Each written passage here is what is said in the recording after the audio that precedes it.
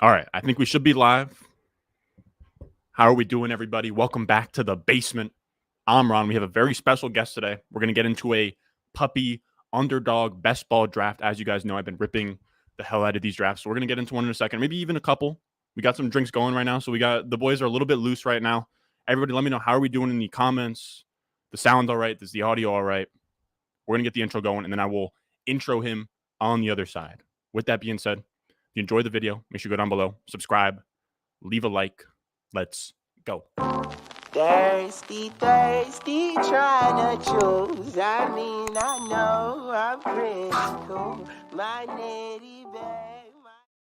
All right, let me get the boy in here. We have Who's on that tune, by the way? That was sharp.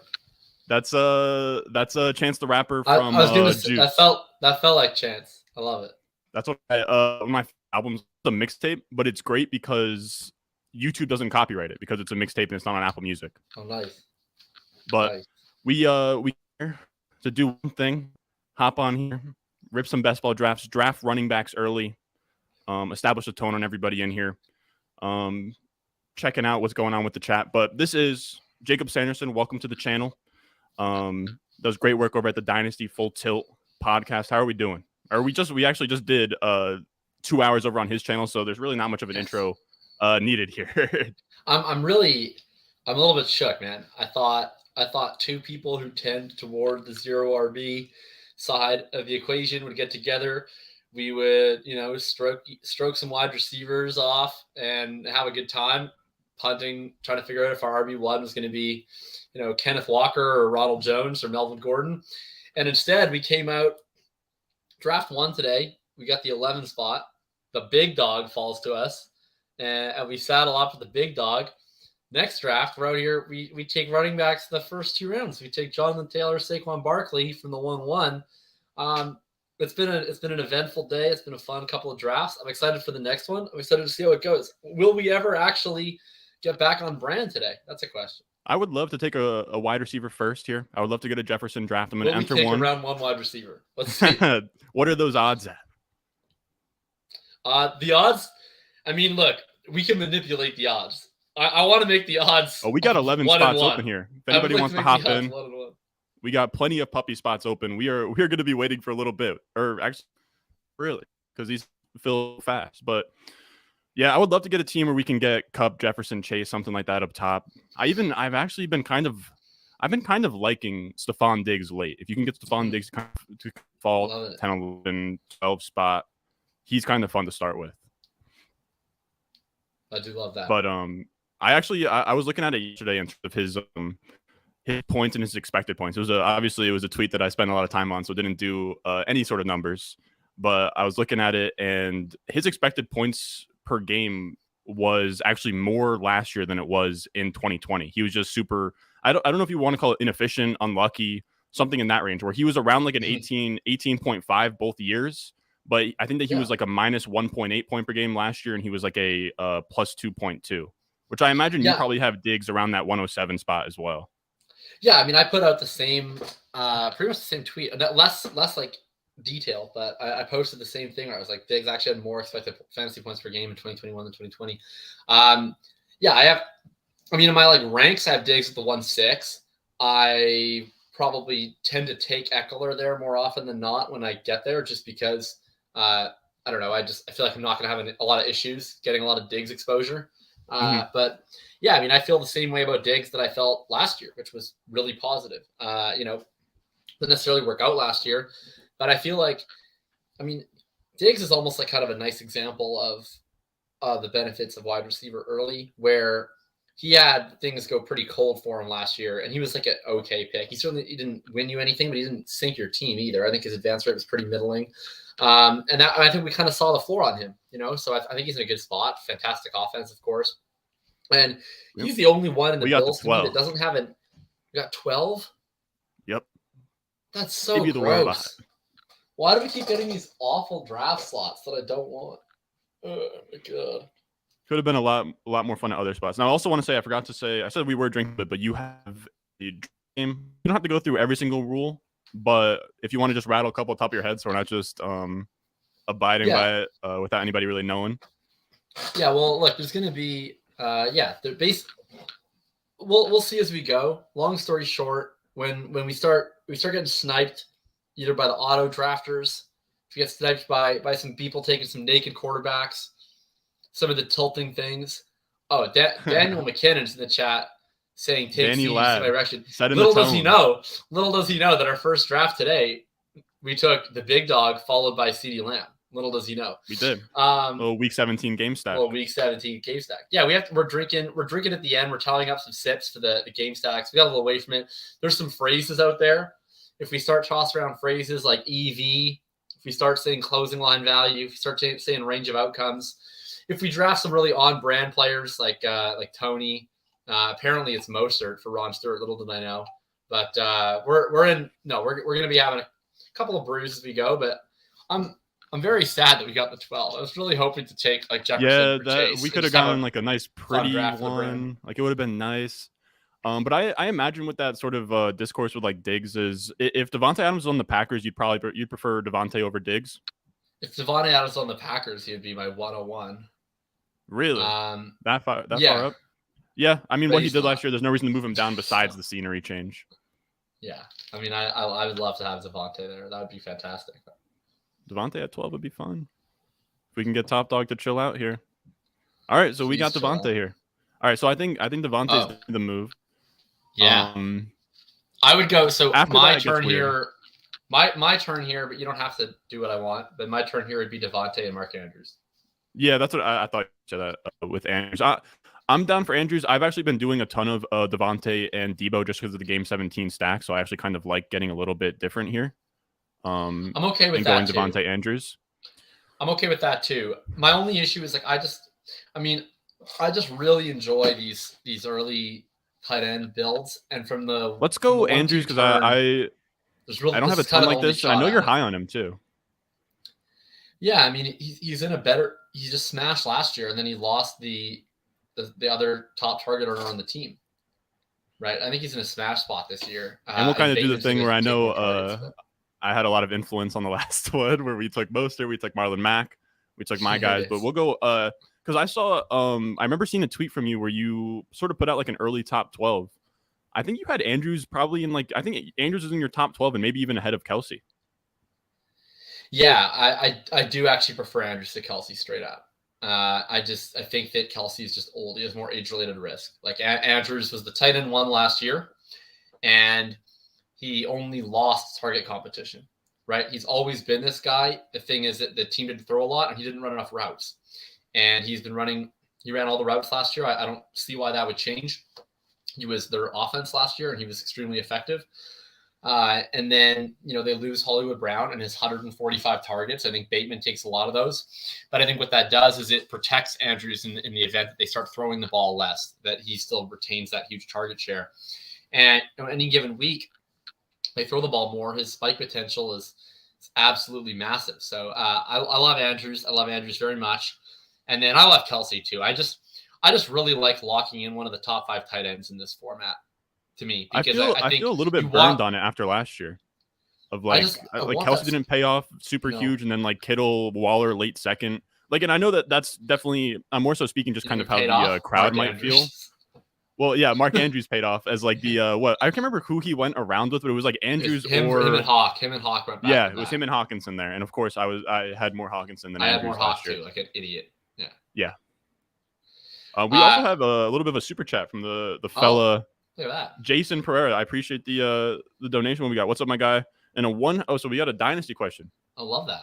A little bit of a checkpoint here. What's up, my guy? In a half PPR superflex, would you trade away Lamar Jackson for Trey Lance, a 2023 first and a 2024 first? My other QBs are Dak and Fields. I'll open the floor to you. What are you sort of thinking there? Like how many Absolutely. like in that algebra equation, how many first you gotta put on top of Lance to get to Lamar? I would not need the 24. Like I think Jackson for Lance in the 23 is a jam for me. Yeah, I agree. I mean, if Lance hits his ceiling outcome, which I think is a pretty fat part of his tail, then he's going to be worth Lamar-ish, and you get an extra first to cover your insurance cost on that, and then you get another first on top of that. Yeah, especially your other quarterbacks are Dak and Fields. So even if Lance totally busts, like you're not dead in the water. So I'm definitely taking the Lance side in this equation, and I think if you can take any of those elite options, trade them for Lance plus 2 firsts. Yeah, I Yeah, agree. I would run and not walk. Yeah, 1000%. Definitely jam that. We're coming up here at the turn. We already have Andrews and Devontae. Something that I've been doing recently is I'll just like type in Raiders in the chat and I'll just star everything. Everything in that radius. Smart. I love that. Even Demarcus Robinson, he'll get a star. Yeah. Well, we'll see. And then we'll take a look at go the San Fran fellas, and we'll probably cut it off after Tyrion. I'm kind of good on the rest there. But I'm thinking, oh man, this turn wasn't as pretty as I wanted it to be. I guess Waller's kind of interesting.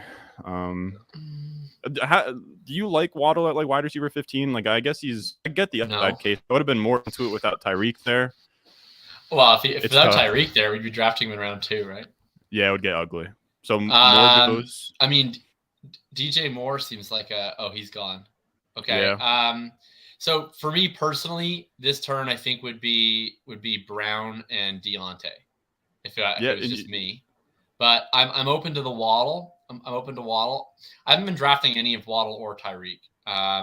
Just I think that their ADPs are really, really gross. But I think that Waddle's a fair pick here. And then I've been taking a decent chunk of. So I'm to get a decent chunk. Actually, I could be down for Waddle. I've been taking a lot of Deontay in this range. Not a ton of Marquise or Waddle. Down to go Waddle, Marquise Brown if you want to, or we can at least lock in Waddle. Why not? Why not? Because I've been taking mostly Deontay too. Yeah, me too. I'm fine. I haven't taken Waddle at all yet. Let's take Marquise. And Waller's super interesting. I don't want to take Waller and Andrews. Oh yeah, my bad. I don't know why I thought we didn't have a tight end for some reason. All right, let's go. We'll go Hollywood.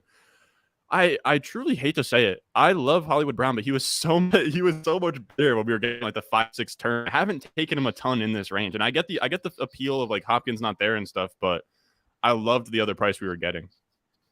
Yeah, I mean, I love the other price we were getting, but I just think that the other price was egregious. So yeah, I'm willing to pay more. I agree. So you don't mind him in this area. I imagine you prefer Deontay to him. I imagine it gets close between him and Metcalf for you. It's not that close between him and Metcalf. Okay. But I would say I'm not sure who I prefer between him and Deontay. I decisively prefer both of those to Waddle. Yeah. Like I'm mixing in a Waddle here for exposure purposes. What's kind of your take on the Miami pass catchers at this point? Because you're saying you're not super interested. Is it kind of more of a Tua thing? It's a lot of things. Like Waddle last year was really good. I think it's a little bit overstated how good he was. I agree. I mean, Waddle on a per pass attempt basis had less expected points per pass attempt and lower weighted opportunities per route than Devonta Smith last year. To me, what happened was they used him in a lot of creative ways, which was great. He's a player that's capable of that. And then they passed the ball a ton. I don't think that they're going to pass the ball a ton this year. I think they're going to probably be run first. And then they bring in Tyreek Hill. To me, what's the difference between Waddle's situation and Devonta Smith's situation? Like, to me, they're both going to be on run-tilted offenses, or at least offenses that could potentially be run-tilted, potentially be whatever. They both bring us in a superstar wide receiver to play with them. They both have a serviceable tight end. They both have a quarterback that might be good, might not be good. I don't think that Waddle is actually in any different of a position than Smith. And Smith goes in round 7 on occasion. Waddle goes in round 3. I think the Waddle's egregiously mispriced. I think Hill also kind of mispriced. But I get that like he's in the same range as Brown. It's interesting to me that we view Brown here, Smith here, but Hill here, Waddle here. I don't think that that's appropriate. I think that I don't think that Waddle has that much like better of a chance at unseating Hill necessarily than Smith does of Brown. I guess is my stance. Yeah, I think that's a good way to look at it. Like you've been kind of firm on the that Devonta and Waddle should probably be closer than people think in terms of just like all formats almost. Yeah, I mean, if they didn't do the Brown thing, I would be drafting Devonta over Waddle in Dynasty. But you know, obviously he got dinged too. I think that the only gap, like when you look at how they accumulated points last year, the gap was based on, you know, Miami threw it over 100 more times. So I think if you Yeah. expect Miami to throw it over 100 more times now, then I would feel the same way. But if anything, I think Philly passes more this year than Miami, actually. I agree. That's what I've been. I think like somebody I like to look at is Mike Clay, and he's very good, and he has the Eagles as like a bottom. I think that he has them like for the second least amount of dropbacks. I think that this is going to be something that's common between a lot of guys. Like I know Hayden Winks and those guys have been saying it too. I think that they're probably going to be more around like that top 10 to 10, top like 15 type range in terms of pass rate. Just because like Howie Roseman's like he's a pretty smart guy. You have like they didn't spend any draft capital on running backs. They have Miles Sanders, Kennedy Brooks, Boston Scott, Kenneth Gainwell. Like I don't see how you stare down AJ Brown, Goddard, and Devonta Smith and say that is the course of action is to run your offense to the run game. I mean, didn't they show us their intention last year? Like last year for the first month of the year, they had the highest pass rate over expectation. And then their offense wasn't very good, and they had to move towards a more run-heavy attack. And then what do? You know, they re-signed Goddard for a big old contract. They traded for AJ freaking Brown, right? Like to me, this is a team saying, yeah, we would prefer to be run or a pass first team. Maybe Hurts can't do that, but I think it's entirely possible that he can. Unfortunate that Lamar Jackson went. That would have been really fun. Yeah, that would have been great. Kyler though, Kyler's still there, right? Yeah, Kyler's interesting. Starring Tylen Wallace. Yeah, Kyler to me is like a clear pick with Marquise if we can get that. Yeah, that would be very fun. I think like I almost feel like Tua is mandatory every time I take a Dolphin because I just think that the prices are so bad that it's like if I'm betting on one of these guys, I really have to bet on Tua. You have to bet on Tua taking a step, which is kind of the Peter Howard Jacob Rickroad debate is another one with Tua where you have Tyreek and Waddle, so you kind of have to almost assume he takes a step forward at least if you're taking a pick on one of them, if that makes sense. I was going to ask if you have somebody like Andrews, and I don't even really love Dobbins ADP. Okay, so Dobbins goes. Yeah. I'm not sure like stacking like your running back with a tight end does a whole ton for correlation, but I could I'm not sure, you know what I mean? Like just to get like a game stack in if you wanted. I guess for like a week 17 it sort of makes sense, but depends to me on who the running back is. For Dobbins, no. Like I think Dobbins' best case scenario is that the Ravens return to their run heavy ways. Andrews' best case scenario is they have a similar pass rate to last year. Those don't really work together, so I don't particularly want Andrews and Dobbins on the same team. I'd rather have Andrews and Gus Edwards on the same team and say, okay, if Dobbins gets injured, did they pass more? You want to go Kyler? Kyler for sure, I think. I think Drake London kind of is a little bit interesting here. Oh, and who else is a wide receiver? I know it's kind of he's like a little bit further down, but I mean like 69 versus 60. I'm down for. I mean, yeah, there's no other options to make the team obviously better. I don't mind doing that, and then we get the game stack. Game 17 stack. Yeah, let's get let's get a little 17 stack in there. I like London. That's fun. This is a classic. We're finally doing zero RB. We're not taking a running back till at least round 7. So there we go. We're doing it. By the way, for the people who didn't watch earlier, the rule is that if we do a zero running back build, we've made it into round 7. It is 1 sip per round before a running back was drafted. So currently it would be 6 sips, but for every round that we add afterward, forgot about that. So we'll see how far we can stretch it. Is there any 7-8 turn running backs that you like? Because to me there's one. 6 times 12. You know, like the roughly that ADP range is. Well, it would be or sorry, not 7-8 turn. Yeah, it'd be 7-8 turn. It'd be 84, 85. Yeah, 84, 85. Let me see. So we got like Miles Sanders in that range. That's some sort of prey. One falls. A big fan of Sanders. Yeah, I mean, you Hopkins just mentioned the running back depth chart. I mean, God, it's disgusting. Why is he in a worse situation than he was last year as a round 4 or 5 pick? He's in a better situation than he was last year. The offense is better. There's nobody else there. He's gonna get the carries. He's always efficient. He's probably not going to score 0 touchdowns again this year. To me, he is like a gross dead zone running back, but he's priced not in the dead zone. Yeah, exactly. I agree there. Because if that offense is going to be as good as me and you think, he pays. Hurts takes a little bit of touchdown, but he pays at this price probably. Yeah, I mean, I think he's just in a really nice spot. The other running backs in that range, like I'm trying to. Taking a ton of Pollard. I'm really trying to talk myself into Clyde, but I have yet to be successful. Into what? Like I see a lot of sharp people are trying to get back on the Clyde train, and I'm not on that train. I'm trying to find a way to get into that train, but I've yet to be successful. But maybe I will eventually. Cordero Patterson is like a firm stay away. I want 0%. Yeah. And then I think somebody Walker took interests me a lot. A lot. Walker interests me a lot, and I'm okay with Pollard too, but he's a little pricey. Yeah.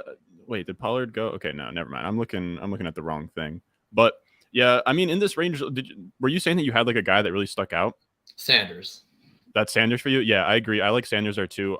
As somebody like, I was pounding the Tony Pollard train last year. I should probably be more on top of Pollard this year, especially just given he's pretty much the same price while a little more expensive. a little bit more expensive. 10, yeah, probably probably 2-3 rounds more expensive. 2.5 and then you rounds, also have Zeke moving back like 3-4 rounds from what he originally was. Then you also have you have some targets opening up. I know like vacated targets are dumb, but you have you were talking about. I don't think that this is as likely as Nyheim Hines, but I think it would be in the Cowboys' best interest to play Tony Pollard at wide receiver. Well, certainly, I don't know that they will. It would definitely be in their interest to get Tony Pollard more touches at all levels of the field. They don't seem very interested in doing what's in their interest, but hope springs eternal. Yeah. What do you make of the Chiefs running backs? I've been drafting a lot of Rojo and not a lot of Clyde. I'm a little bit worried that I'm doing the same thing that I did with Tampa, which was a big mistake, where I'm drafting the limited player versus the possible bell cow, just because I'm biased against the bell cow being bad. That's what we both got. We both got burned on that last year. I had way more Rojo than Fournette. It's tough. It just feels like such a smash for Rojo at this price, man. On this offense with somebody in Clyde that I don't believe in a ton. I think he's somebody that I'm going to just have to sort of hold my nose and pick a few times, Clyde. Especially, I think that I'm going to try and get my Clyde exposure when I do go with like a Javonte or try and set up that Denver KC stack. Right. But like it's not like this. Have you drafted any price. Isaiah Pacheco? I have not. Okay, I have. Yeah, in like 18th round. What about I haven't drafted any of him, but I would like to get a couple shares of him. Derek Gore. No Derek Gore for you? Not doing Derek Gore. No. What if he's no, I was gonna say, what if he's like Darrell Williams is like one of these guys who just like kind of sucks, but they decide to sort of like, I don't know. I was hearing Karain talk about Derek Gore, and I was like, maybe. I'll look into it. If Karain's into him and you're into him, I should probably consider I'm not into him, but he's interesting. I'll say he's okay. I don't know, man. It gets so ugly. But yeah, the issue for me in this price range is I'd rather Ayuk. I guess after Ayuk, it is sort of. I mean, Clyde is kind of just staring us down here. I hope someone else takes him. I'd rather not. Yeah, I'd like somebody else. So we can still we're still probably going to get to what, 7 wide receivers at least, maybe 8. So we can still go wide receiver here if we wish. We can wait really late on our next like quarterback tight end as well. Right, and we need a 49er, right? Because we have Adams, we don't know, and we didn't take Kittle or Debo. So I think Ayuk is a clear. Oh, he went? Yeah. Well, who did that to us? That's rude. Whoever this guy is, Kuruk. Yeah. Well, your team has fucking Clyde Edwards-Helaire, so you suck anyway. Okay. No, Ayuk's not gone. Ayuk's right there. He's starred. I think did I say Ayuk was gone? Yeah, you did. Okay, that's my bad. Okay, we've had a couple of adult beverages. Okay, I want Brandon Ayuk. Let's go Ayuk. Adams. Okay, so we'll wait a second here because I'll put Ayuk at the top of the queue. See, this is how I get burned in those like Isaiah McKinney crazy price.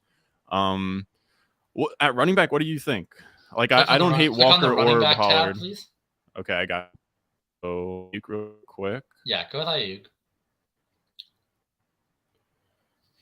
And let's see that. So I would not go with Patterson. I would go with Walker. Yeah, he's only started because of the Arizona. Pollard, but yeah, we could go. Or even I like Walker Pollard. Do we have any Titans? Walker and Pollard? No, we don't have any Jets, right? Mm-hmm. And we don't have any Washington. I would take. Oh my god, just take Pollard.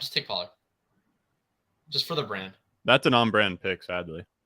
Yeah, I mean, I don't even know if Pollard's the right pick. I'm probably taking Walker most often in that tier, but it's hard to really get me to not want to take Tony Pollard.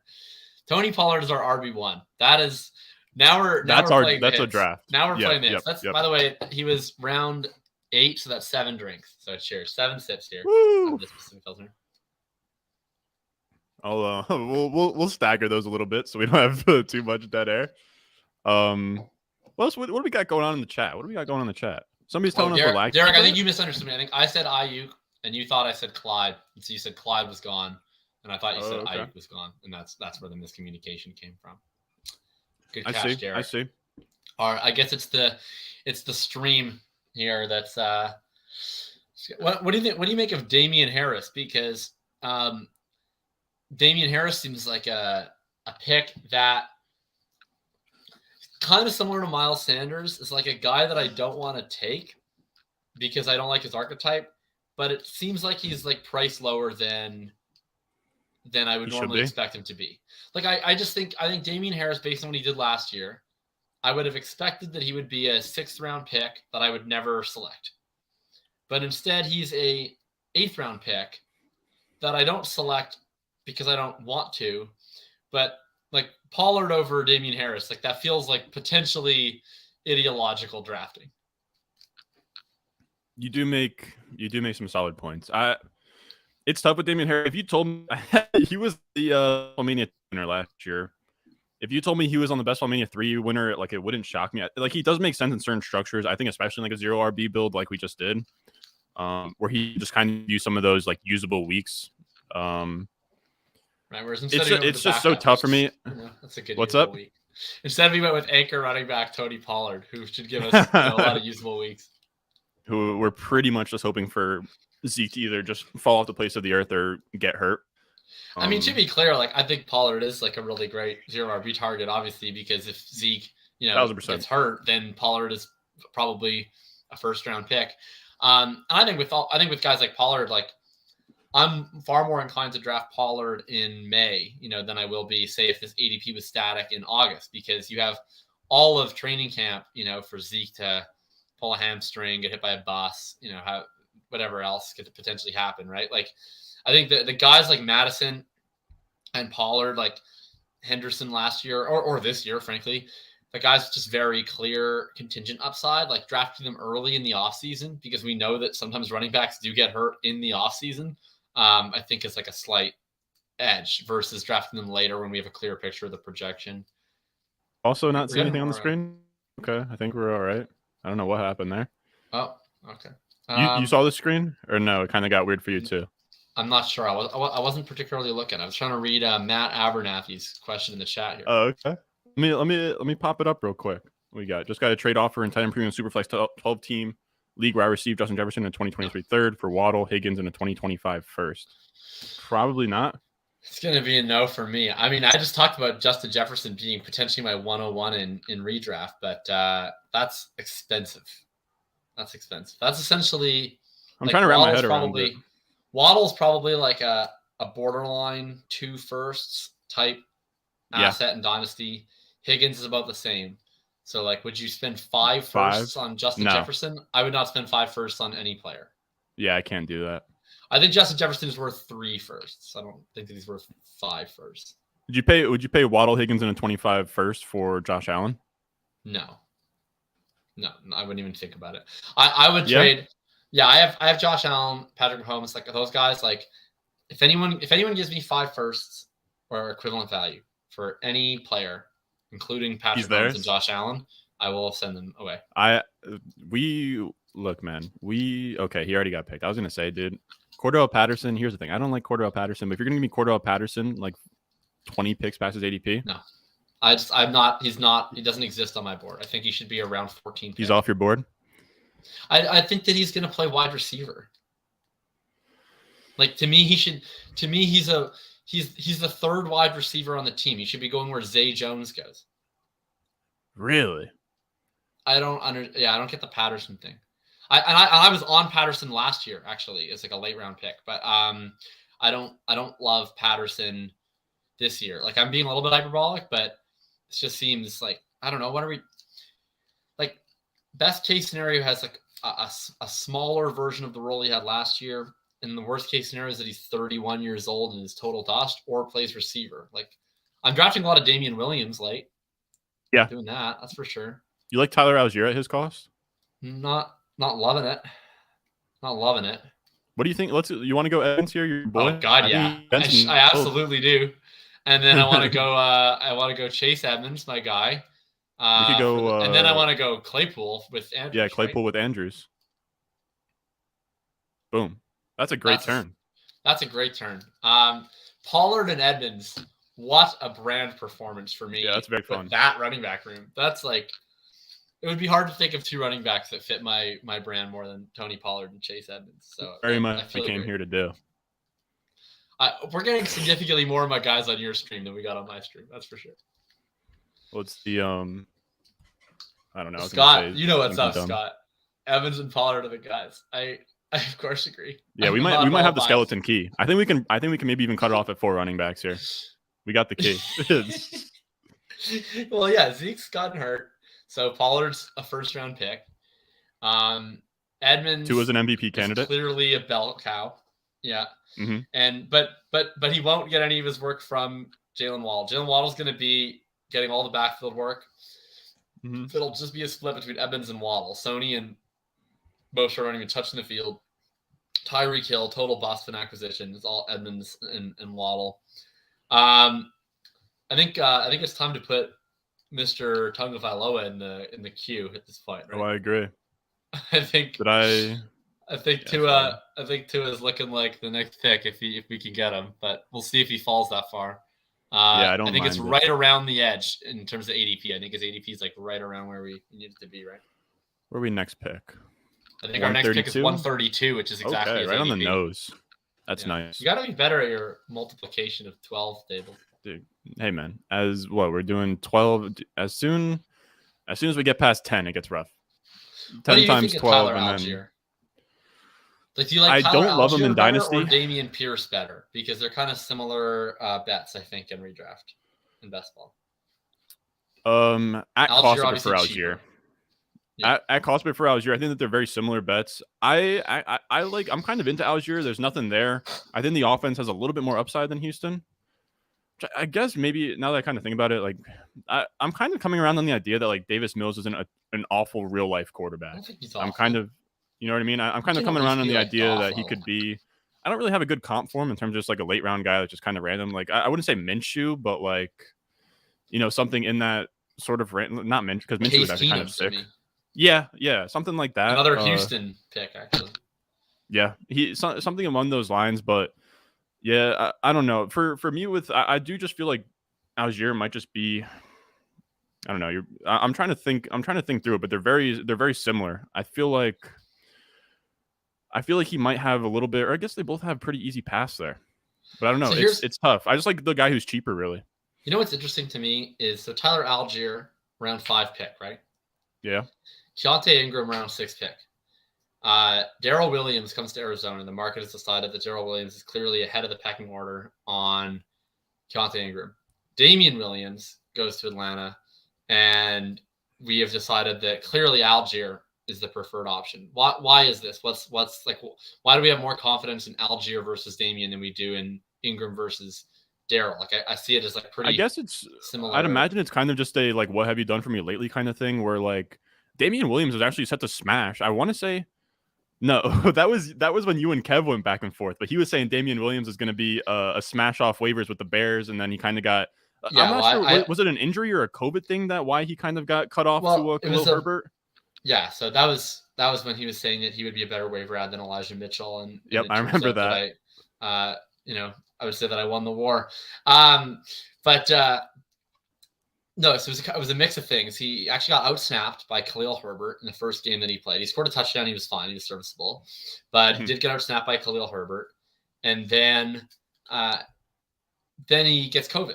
And then he missed, I think, 2 games. He did come back again, but he played 17% of the snaps or something like that in the next game that he played. So Herbert was just better. He took the job. And I think it's possible that, Ingram does something similar. Definitely possible that Algier does something similar to Damian, but I'm drafting a lot of Damian Williams. He's him and Yeah. Sony are probably my 2 favorite round 18 running backs right now. I've been sprinkling a little bit of both, but I definitely want to get a little bit heavier on both, which means I need to get a little bit lighter on Algier and Mostert. You kind of are making me think I'm running a buzz with those guys. I mean, I shouldn't like be like that aggressive about killing the Mostert buzz. He's like a round 16 pick. If you want to take Mostert, they're both just guys where like structurally they just make a ton of sense. Yeah, I'm trying to think of the guys that are even in that range, but sometimes they overlap with guys I already have. So like, is anyone in the chat like in this draft or can we just like speak freely? There's a couple of guys in the chat, but it seems like none of them are top dog. I think the only guys in the chat are Debo and then whoever's at the 101. Okay, like so Rachaad White feels like a total jam. Total smash. I also agree. I would love to go to a Rachaad here if top dog could very kindly. If he are we gonna get an auto Tim Patrick? So you want to go to a Rachaad White? I'm very much down for that. I would love to go Rachaad White. Just we're going every running back. We want to go Tua as well. Yeah, I think we got it. Okay, so we'll go Tua, and then we'll go Rachaad White, and that's another beautiful zero arc. I mean, again, Pollard, Edmonds, Rachaad White. What a group of running backs for the brand. That's beautiful. Holy, I love it. So we got.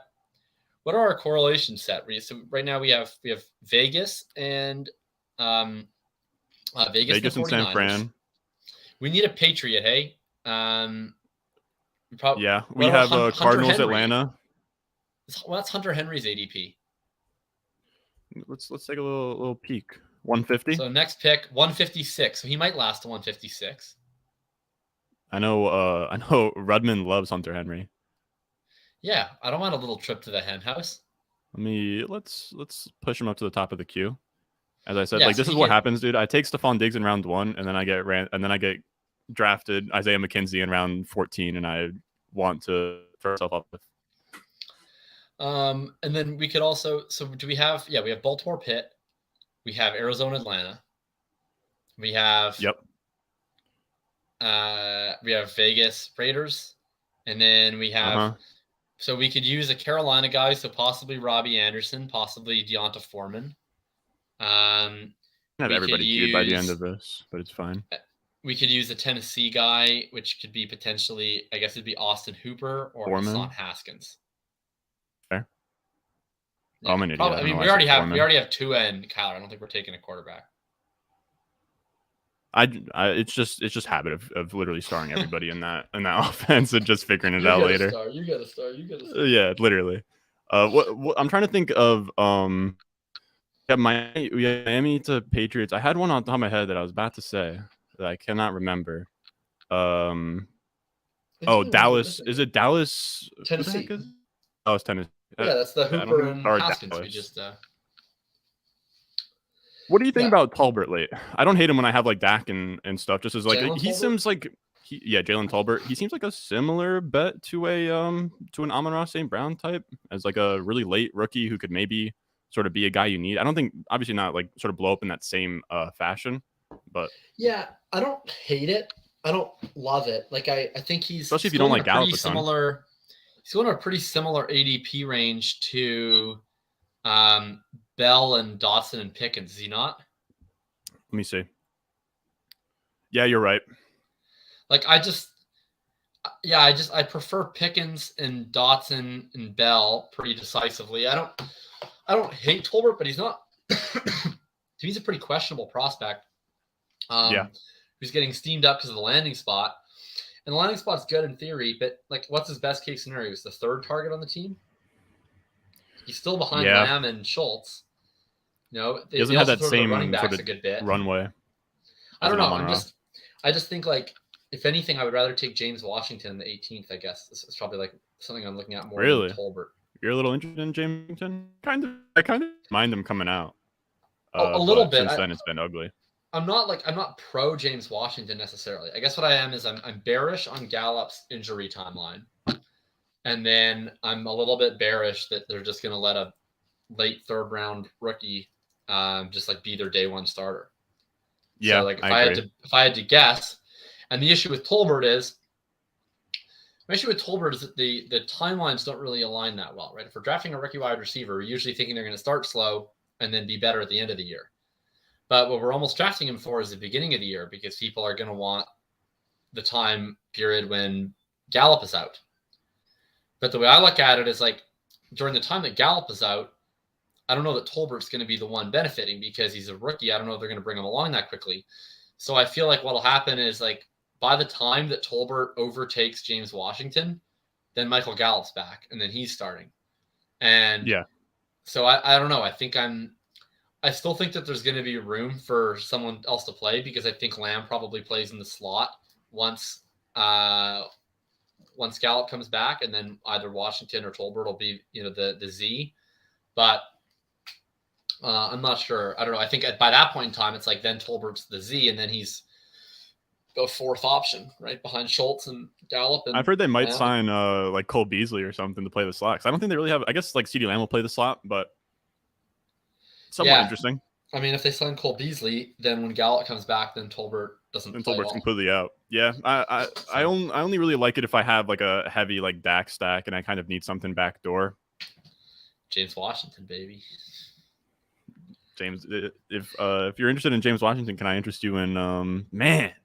I was hoping that Henderson or Hines would get there. I literally even hid them in the player thing. Yeah, that's not Henderson and Hines would have been great.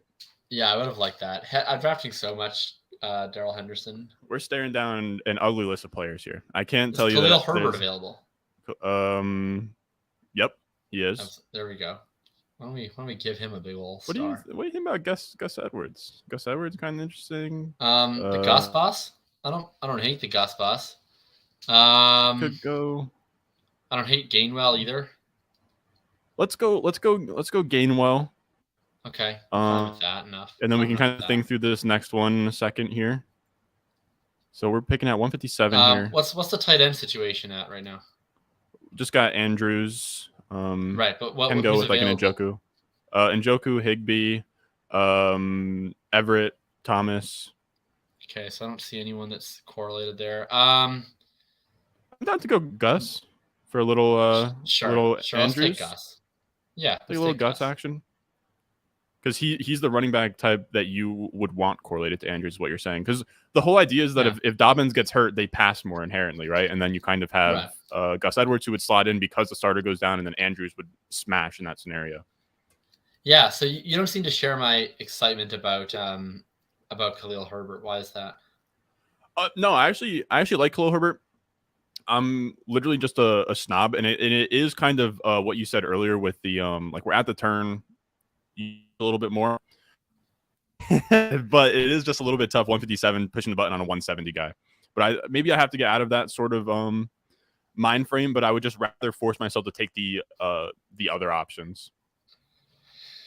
Yeah, that's fair enough. I tend to not take a lot of Gainwell and Gus because I think that they're kind of in between guys that I like. Like I want to take Henderson a lot. I want to take Hines.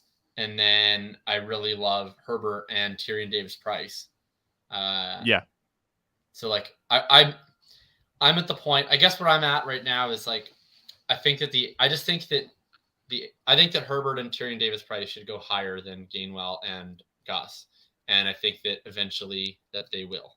And so I think that I think TDP especially his ADP to me makes no sense. I think that he should be around 12th pick. So I'm just going to take him. I agree. I'm just going to take him ahead of ADP. I don't care. And then if his ADP doesn't rise, then I'll stop taking him. But I just think his ADP is going to rise by 3 rounds. So I just want to take him. Like, I don't care if I take him around. That's fair. Especially this late.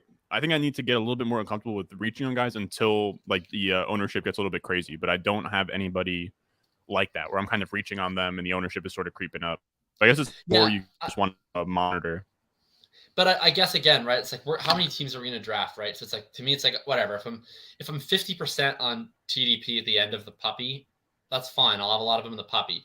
Either his ADP will go up and I won't chase him up the board, or his ADP will stay the same, and then I just won't. I'll just manually adjust my exposure later. I guess what I fear is like I don't want to be sitting at 20% TDP because I manage my exposure down. And then his ADP goes up by 3 rounds. And then it's like, if I want to stay at 20%, I have to chase him, Yeah. And I just look at that San Francisco situation. I mean, we took Trey Sermon in round 7 last year. I mean, not we, I didn't, but crazy people took Trey Sermon in round 7 last year. I just say And I he sprinkled went in them a the little same bit in round. structures where it might have made sense. Yeah, I don't know. I took I had 1%. Siegel had him as like a top 3 0 RB guy, which I loved. But you know what I really wish that it's really regrettable that I didn't take Elijah Mitchell very often in best ball, because I took 1% Sermon and 1% Mostert, and I didn't think of like, because I just thought that their prices didn't make sense. But I was like, I should have just thought about it. I should have been like, oh, if I'm like fully fading both Sermon and Mostert, how can this bet possibly pay off? Like, it has to be somebody else, and it's not going to be Jeff Wilson once he tore his meniscus. Because originally that was my guy, was Jeff Wilson. I was gonna take this big stand on Jeff Wilson, and then he got hurt. I should have pivoted to, okay, I'm gonna have 10% Elijah Mitchell, and I didn't do that at all. But yeah, that would have made sense. He wasn't someone that stuck out a ton to me until like super late in the process. I can't remember what happened, but like late August, I was into him a little bit. I didn't have a ton of him, but I said I actually drafted him in one of my deep managed leagues on like those FFPC football guys leagues. So like I had him before the waiver run. Oh, that's so nice. I remember saying to somebody, I was like, just keep an eye out for Elijah Mitchell. Like nothing super firm, but there was somebody who was talking him up, which was interesting. But yeah, I think we all would have liked that. And with we're drafting Cordell Patterson underdog. I would have been way more into him if he had a running back designation. That's the only reason I wasn't really taking any of them. Yeah, that's the same. I honestly feel as though Cordell Patterson not having running back designation like cost me like thousands of dollars. Yeah. Because I was on him. Like, I was tweeting about Patterson. I had Patterson rostered on almost half my dynasty teams on Sleeper because he had running back designation. I was like really in on Patterson, but then I just thought about it in best ball, and I was still taking him a little bit, but I was like, man, like, what do I win when I'm right? It's like, do I want to win a wide receiver, or do I want to win a running back? I was like, well, I like Patterson more than these other guys, but I'll take, probably more Kadri Olison and who was the other dude? Oh, Wayne Gallman at the very end. And so I ended up taking a little bit more of those guys, but I really liked Patterson. Oh my God, we get. Oh, I'm praying for this. I don't know who else we'll be targeting though. We don't need a quarterback. If Top Dog takes my guy here, I will be so sad. Please, Top Dog. Please, Top Dog. We beg of you to chill out. What do you got? Please, Top Dog. Draft a wide receiver, Top Dog. What do we got here? Wow. Okay, Thank so there God. we go. Tyrion Davis-Price. Tom Siegel's boy, Kendrick Bourne. Okay, let's figure out who else we want before we click the name. Just so I'll push him up if I can find him.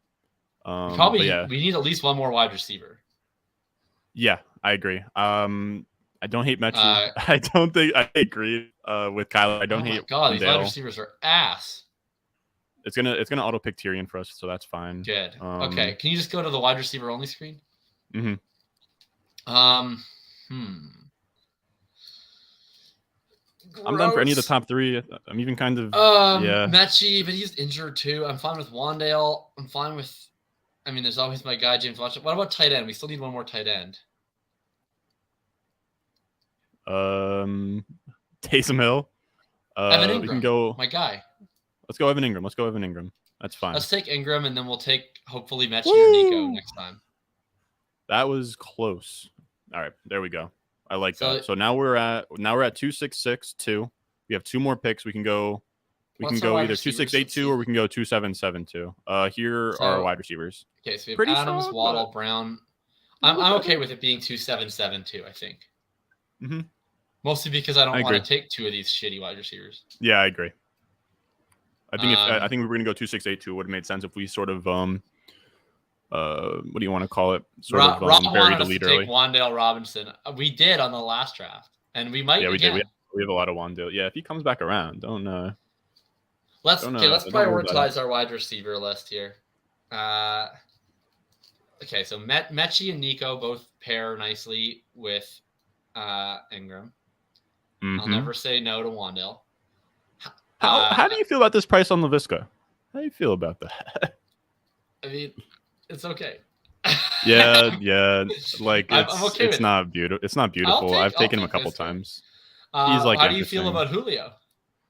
I actually kind of love Julio at this price. I think it's similar to Fuller, but he could just be absolute dust. What he probably is absolute dust. And then we don't have to take him, but put a little star on my guy James Washington. Oh yeah, a little James Washington there. A little star. What do you think about Justin Ross these days? I mean, I feel like this feels like a very, very hyped up guy who might not make it out of training camp. But theoretical upside for sure. Not star this guy right here. Yeah, I feel the same way. I couldn't be less interested in Justin Ross. Maybe I'll get burned for saying that.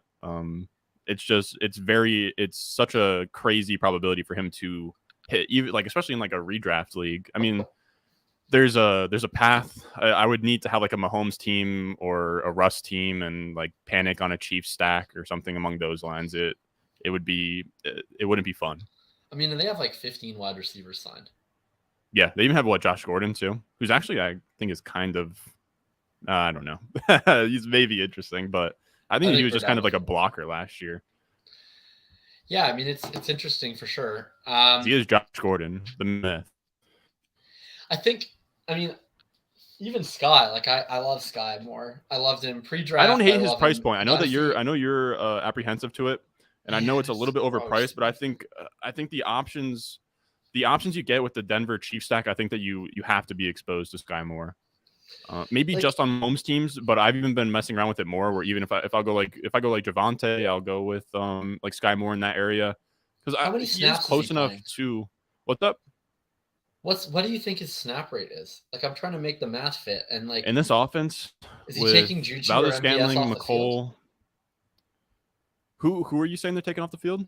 Well, so my issue with this, right? It's like, so Kelsey's going to play every snap. They actually run a pretty decent amount of 12 personnel. Like they actually do. They don't play a ton of 11.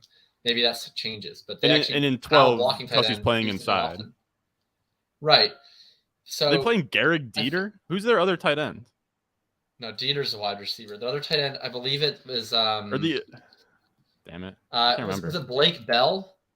Could be Blake. Yeah, I think Blake Bell sounds right. Or they have like Noah Gray on that team. Guy. Oh yeah, but Noah Gray is a backup to Kelsey as the move tight end. He's not playing with Kelsey in sets. It's like they have it's Blake Bell is the guy who plays alongside Kelsey, and then if Kelsey were to miss, then Noah Gray will run routes. But like Blake Bell's wide receiver, you're saying MVS and Juju. That is fair. I mean, and then in three he wide could beat out MVS. Sets, Sky Moore will play, but I don't. What about like the final 6 week kind of thing with Sky Moore? I think it's more likely he takes Juju off the field than MVS. Really? I mean, they handed MVS $30 million, and he's the one that creates vertical spacing for the offense. Like, I think MVS is out there every route. I don't think that he's necessarily producing a lot of fantasy points. Yeah. But just take the top off. He's producing NFL value on every one of his routes because he's drawing coverage down the field. So I think MVS is running every route. And then I think Juju, if he performs, is probably running every route. If he doesn't perform, then I think Sky Moore can play Juju off the field. But he's the one that's making a lot less money than MVS, and he's on a 1-year deal. So even when they're in 11, which they'll be in 11 a lot, most of the time they'll be in 11, of course. Mm-hmm.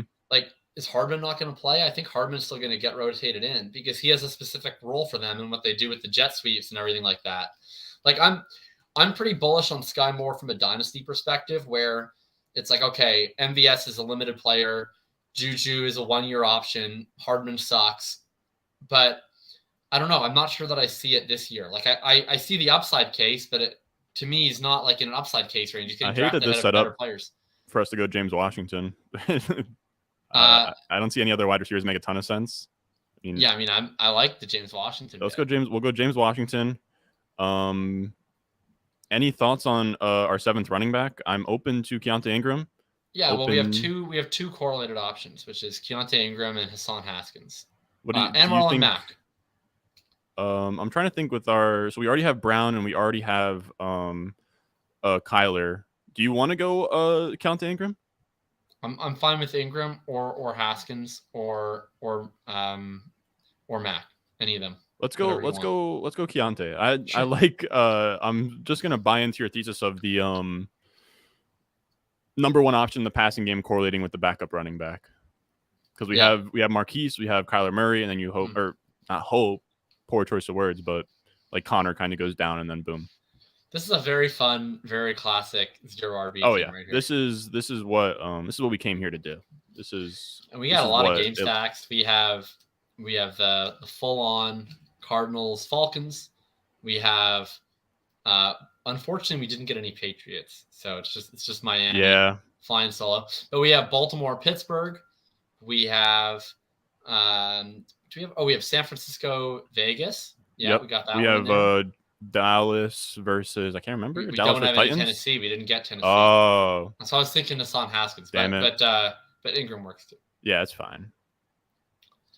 I don't know. That Hassan Haskins is really the prime component of a. What do you think about What do you think about Julius Chestnut kind of being the Elijah Mitchell there? Let's say Derrick Henry goes down. Maybe a Julius Chestnut season.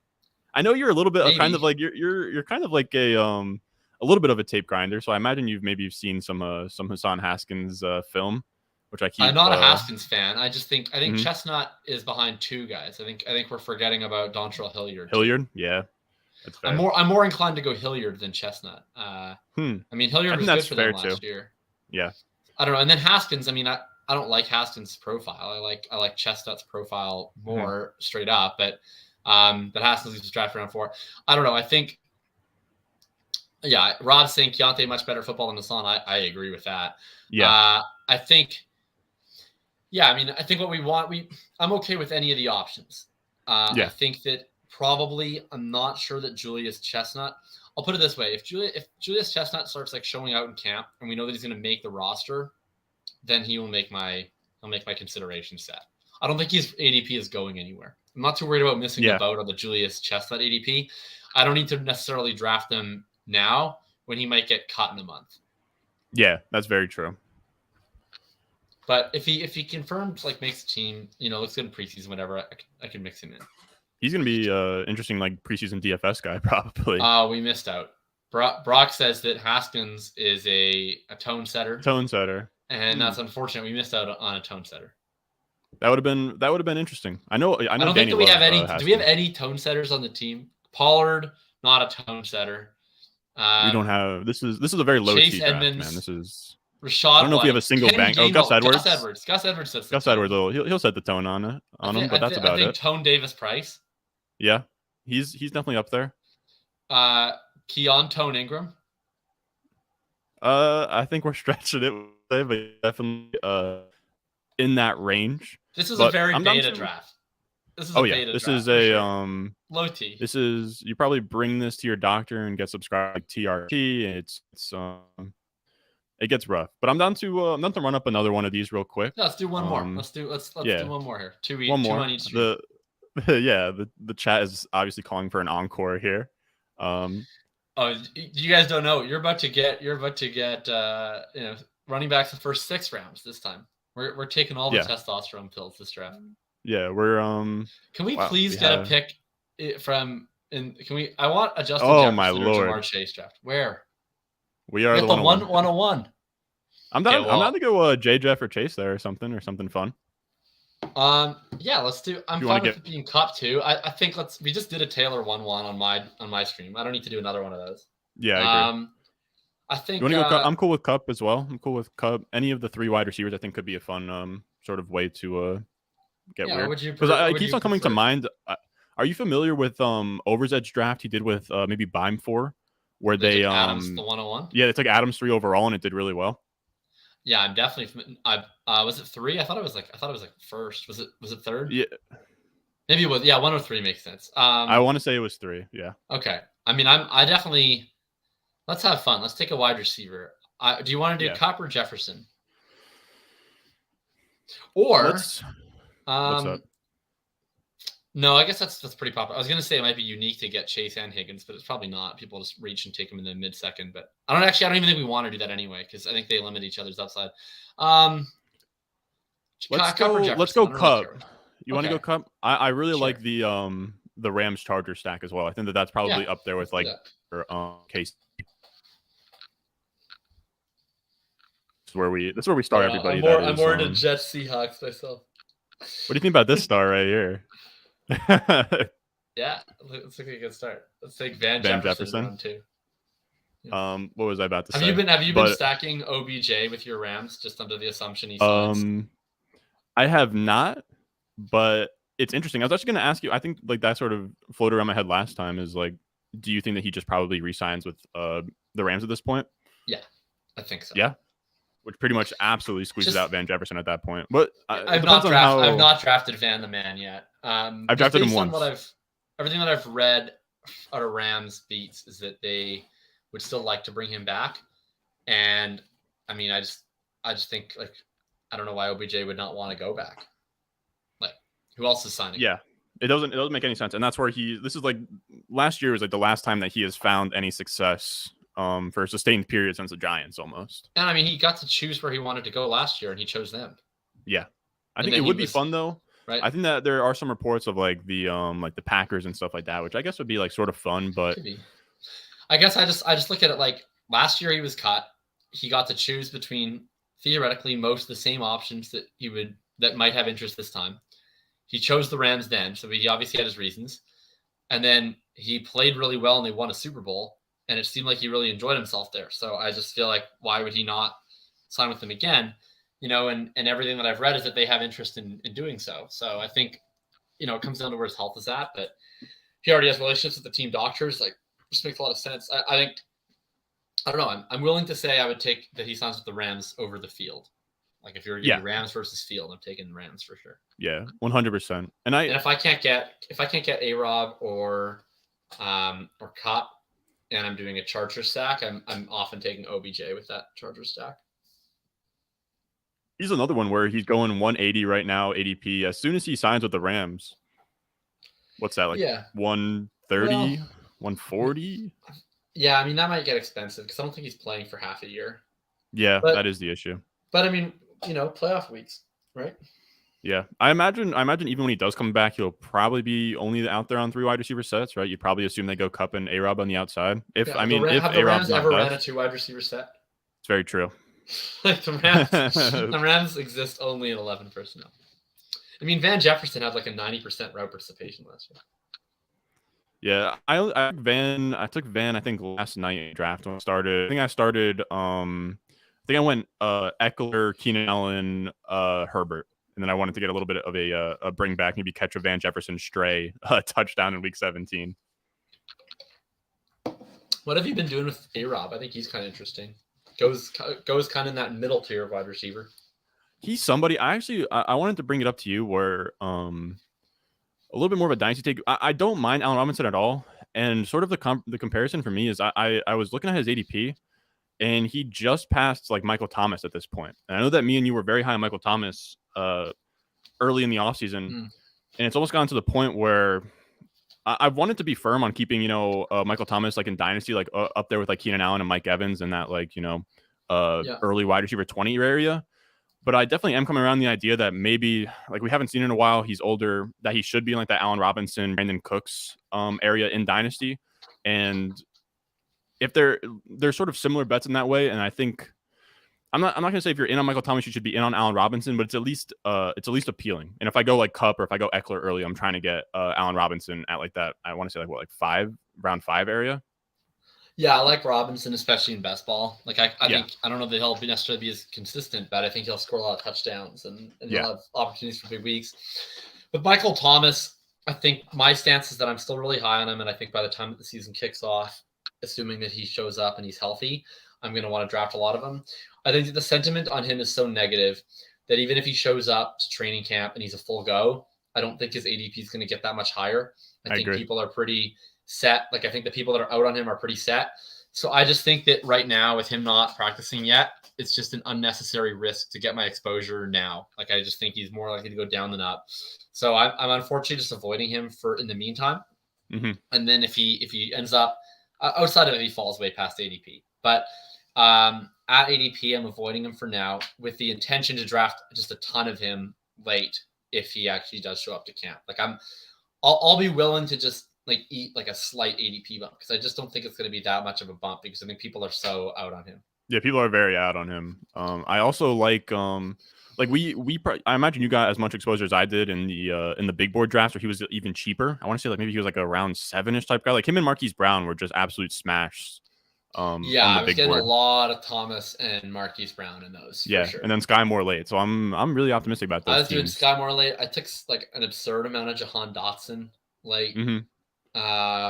Which is funny because yeah, he performed his expected draft capital and he didn't like skyrocket. Which well, I mean, early it's a bad spot, in these early in these drafts, he was going like round 19.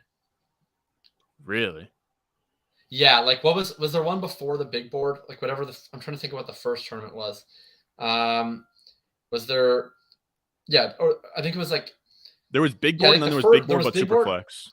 Okay, in the big board, let me pull up some of my first like big board teams because I was getting Dotson at some insane prices early. Like, let's see, I didn't take him in that one. All right, we're gonna be up here in one pick, just a slight warning. Oh, okay.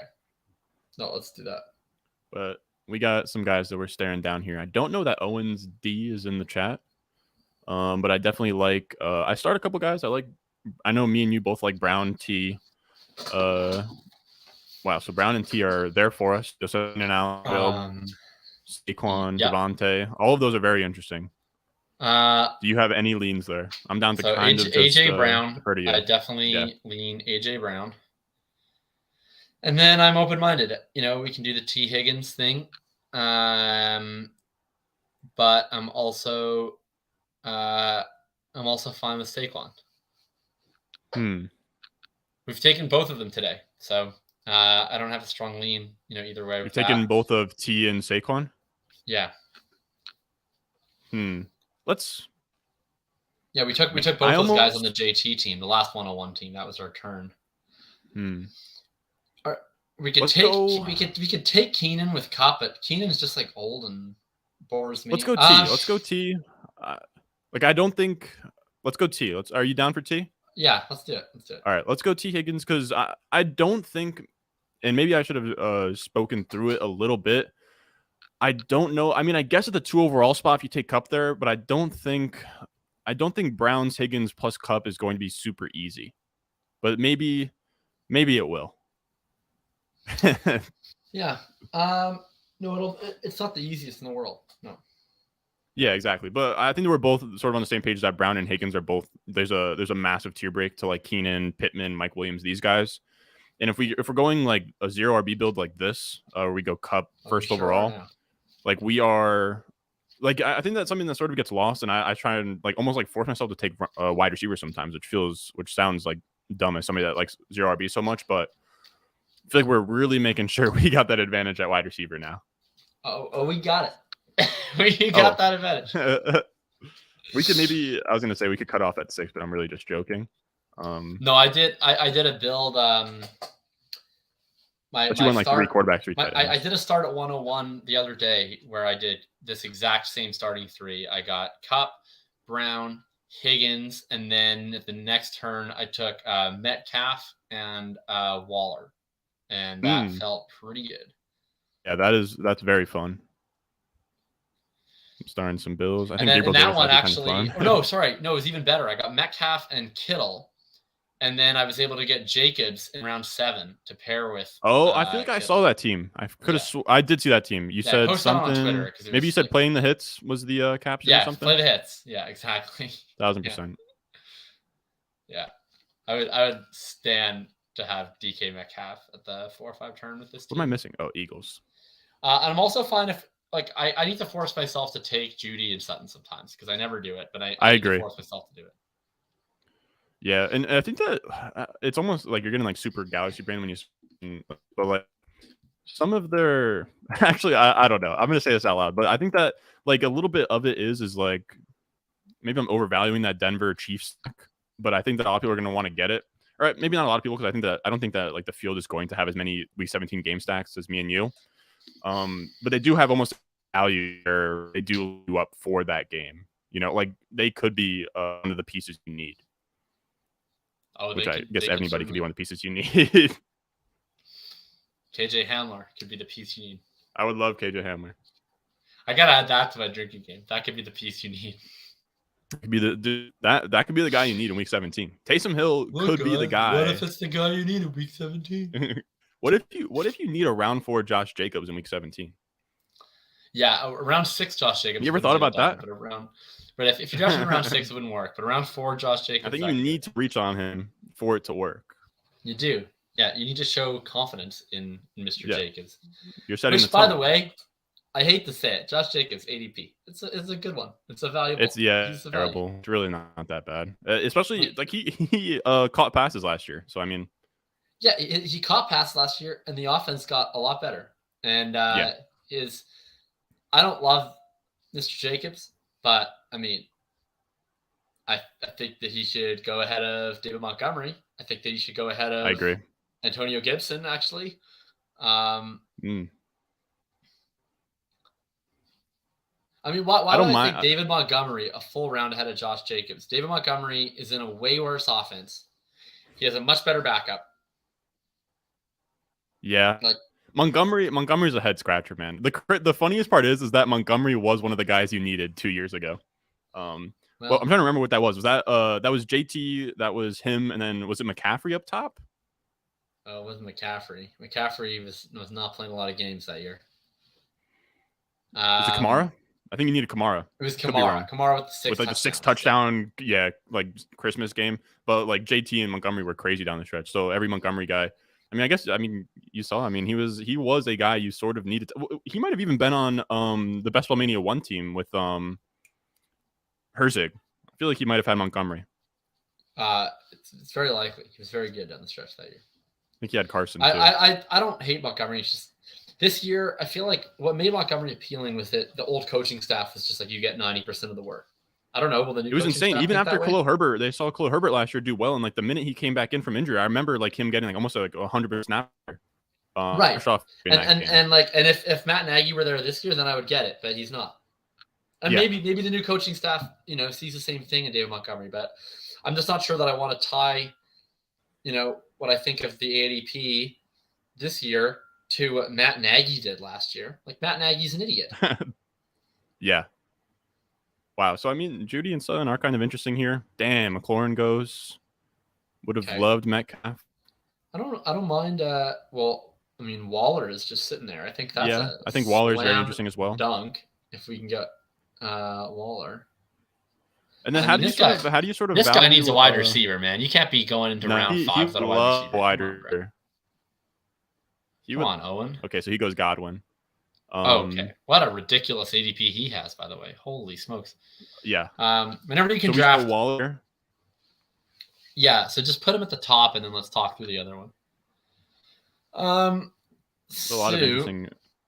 There's no stack option quarterback on this one, but we're gonna have a lot coming up later. All right.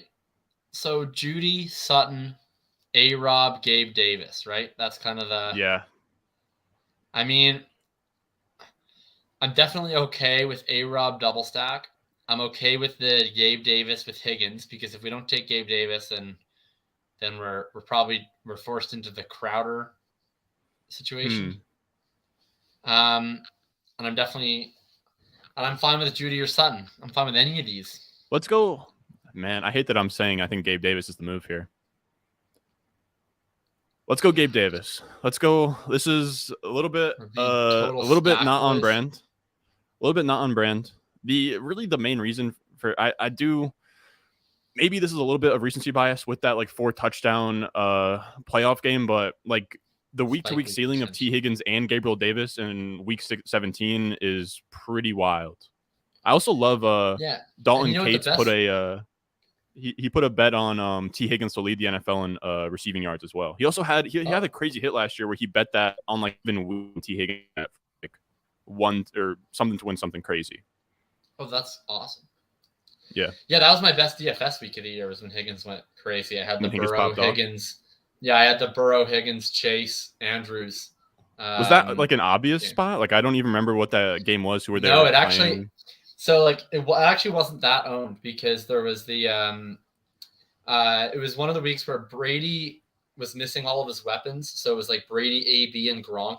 Everybody was playing Brady, AB, and Gronk because Godwin and Evans were out. So everybody was like, oh, let's just paint by numbers. The pack was stacked.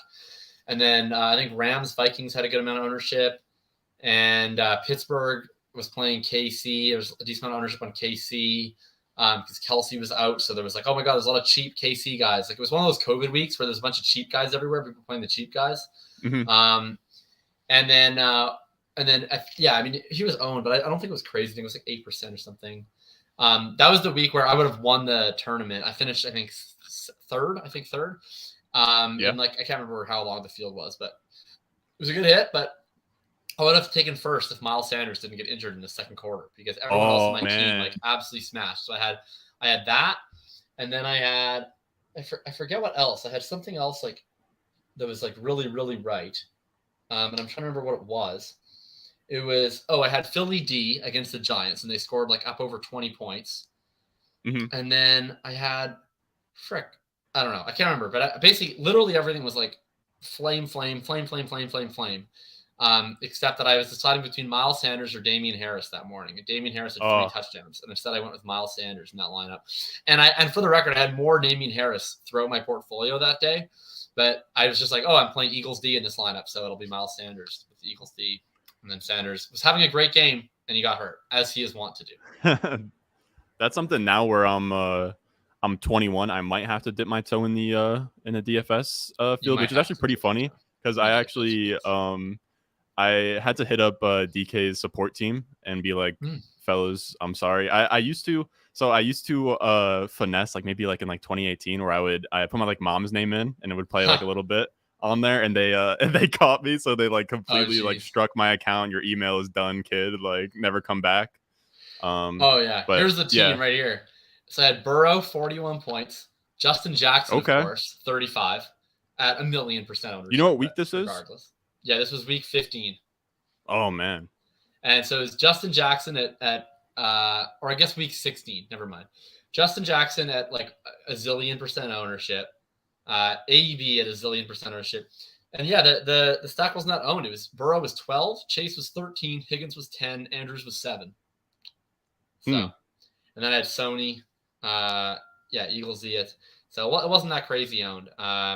And then I had Sony Michel at 2%, getting me 24 points that week. Okay. I'm trying to figure out like that's got to take like how many lineups are you setting per week in like a DFS slate? It really depends. Yeah. Like, I don't max on or anything. I prefer doing smaller field tournaments just because I prefer to like kind of think my lineups through. Mm-hmm. What I'll usually do is I will. You're not a projection, bro?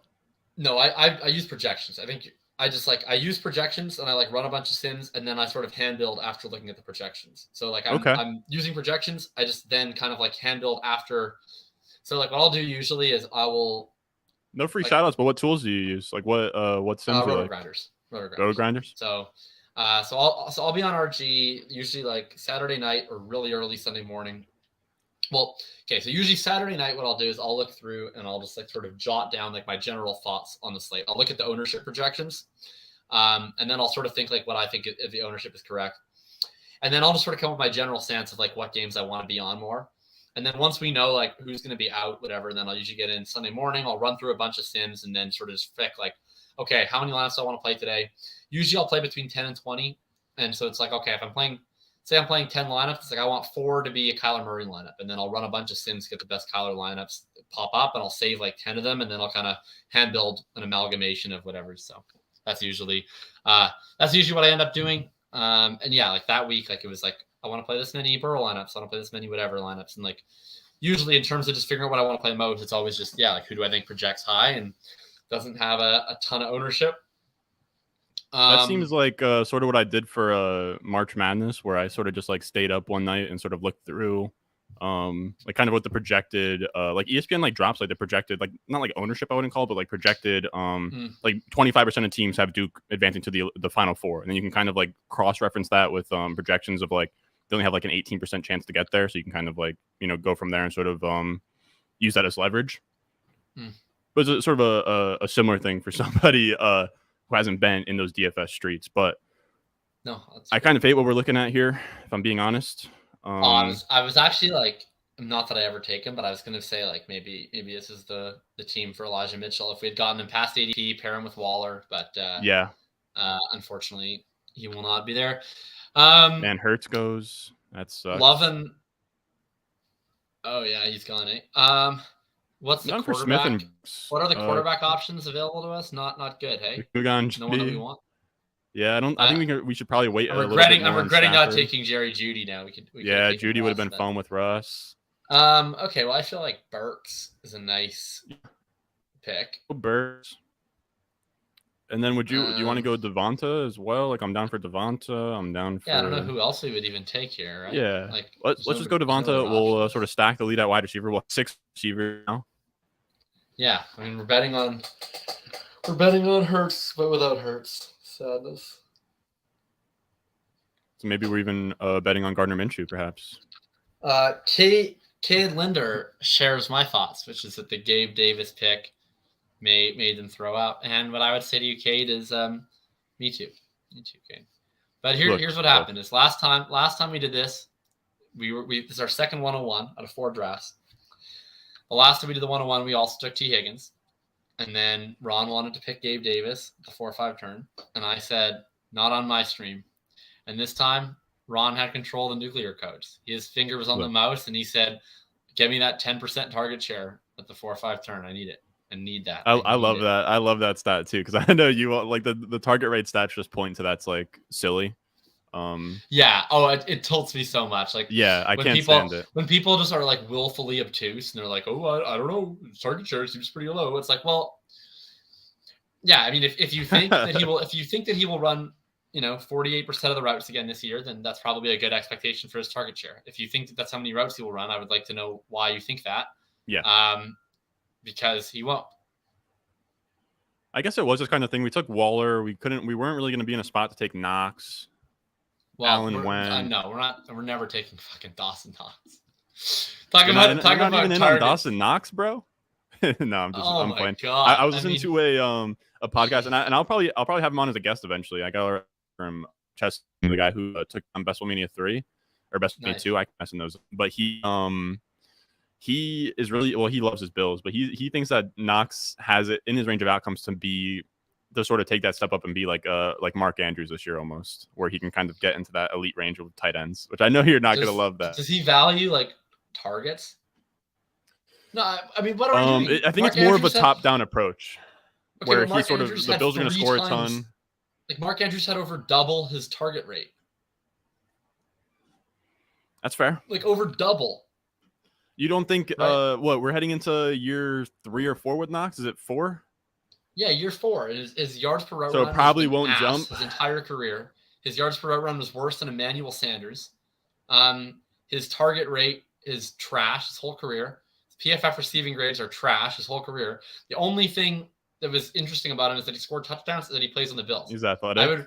I would straight up rather have David Njoku. I would straight up rather have Evan Ingram. Like, I think both of those guys will outscore Dawson Knox. In fact, I have a bet that Evan Ingram will outscore Dawson Knox, and I'm not even getting any plus money on it. Dawson Knox. You took that at even? Yeah, because it's not even going to be close. It's not even a debate. Not even a debate. Dawson Knox, man. I can't envision.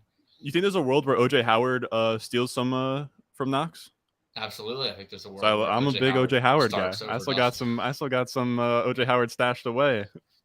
I cannot with Knox, man. Like, here's the thing: Gabriel Davis is a guy who was good in a limited role, who's not going to have a limited role. Dawson Knox already had the role. He couldn't do anything with it except he got a lot of lucky touchdowns, but he didn't earn any targets. Like, it's not even the Tunyon bet was better. At least Tunyon was just playing on limited snaps, but we've already seen what Knox looks like on full snaps. I don't know. To me, the bet that a player is going to just increase his target earning potential by a ton in year 4 on the same amount of routes, man, I don't see that one. Maybe. I also feel like Gabriel Davis playing more snaps isn't a good thing for Knox as like a red zone guy. No, because you want Emmanuel Sanders. If you want to earn targets, you would much rather play next to dusty ass Manny Sanders than Gabriel Davis. Cole Beasley. Man, Swaggy P unfortunate the amount of hate. My 50% Evan Ingram exposure last. No, people hate Evan Ingram, man. He's one of those guys as well, like Michael Thomas, that people just like they hate, which is like they hate him because of like the drop passes year that he had on the Giants, which is just like drops insane. a lot of passes. Dawson fucking Knox drops a lot of passes. Evan Ingram is the most mispriced tight end in the universe. He's gonna lead the Jacksonville Jaguars in targets and be a top 8 tight end. I love Evan Ingram so much. Dan Arnold's gone, right? No, he's there, but I mean they signed Ingram to an. It's not like Urban Meyer's there to like force feed Dan Arnold. I mean Evan Ingram. Just every time you draft Evan Ingram, you pick up. What's your All right, so we're picking soon, so I don't want to get too off on a tangent. But kind of like, what do you think like that offense looks like with Doug Peterson? Like, I don't even know who's going to be playing like in like 3 wide receiver sets. Like, I guess Evan Ingram will be playing. You think, but he'll be in line, or you think he'll be like a slot almost? I think that they'll use him like they used Ertz, which is that they'll let him, run sometimes in line. Sometimes he'll get slot snaps. I mean, they know what they. I mean, Doug Peterson has used tight ends very effectively. Ingram is not necessarily as good as Kelsey and Ertz, but he knows how to use a tight end in the slot. He's done it with Kelsey. He's done it with Ertz. He's done it with Goddard at times. He's done it with Trey Burton at times. He knows how to use a tight end, and he knows what Ingram is, which is a clear move tight end, slot wide receiver type. I think that they're going to have a lot of sets where he'll be off the line and Kirk will be off the line, and they'll do like a proto 10 personnel, I think, and then with the Joneses outside, but we'll see. Sadly, not Visca. Not Visca will be in the backfield. Not banking on a ton from Visca. So obviously Stafford is one of the picks here if he does not go before. I don't have a huge lean for what else we should do there. I mean, I guess like I think a running back is probably a good idea. I don't mind like Hunt Stafford here as long as Owens doesn't snipe us. Yeah, I think it's got to be Hunt. Come on, brother. Either that or Dawson Knox. Well, this guy does not need a running back. Oh. Does he even have? Check his team. Does he have any Rams? He has Josh Allen, and he has not a single Ram. He doesn't have A-Rob? I don't think he did. He has Chris Godwin and who? He took Stafford. He took so we have to take Kareem Hunt. Second quarterback. That's really annoying. So this is gonna have to be Kareem Hunt as our. That's the drink right there. That is one of our drinking rules. Take Kareem Hunt. Is there any other running backs? I don't know what else to do. The other running backs suck. I mean, no, we're not doing these guys in round 9. These guys are ass in round 9. I agree.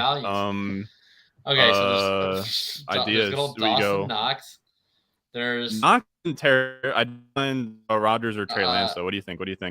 Well, we don't have do we have a 49er? We don't have a 49er, do we?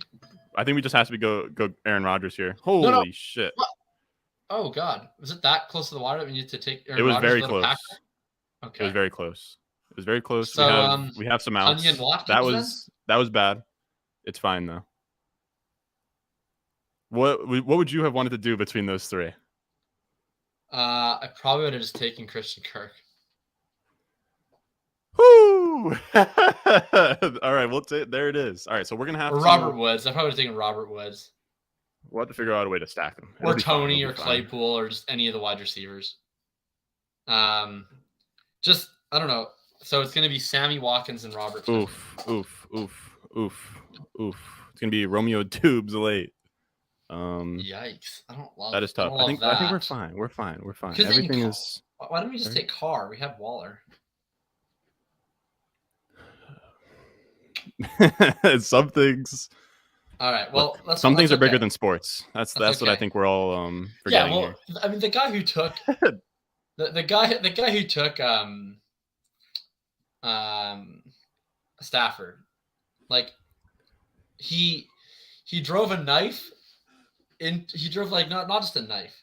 He threw me off. I didn't have a backup plan. He took like a javelin pole, and he put it through his stomach so far that he then also impaled our stomachs, and then he like did the little like whoop whoop whoop whoop like to all of us, and we all died.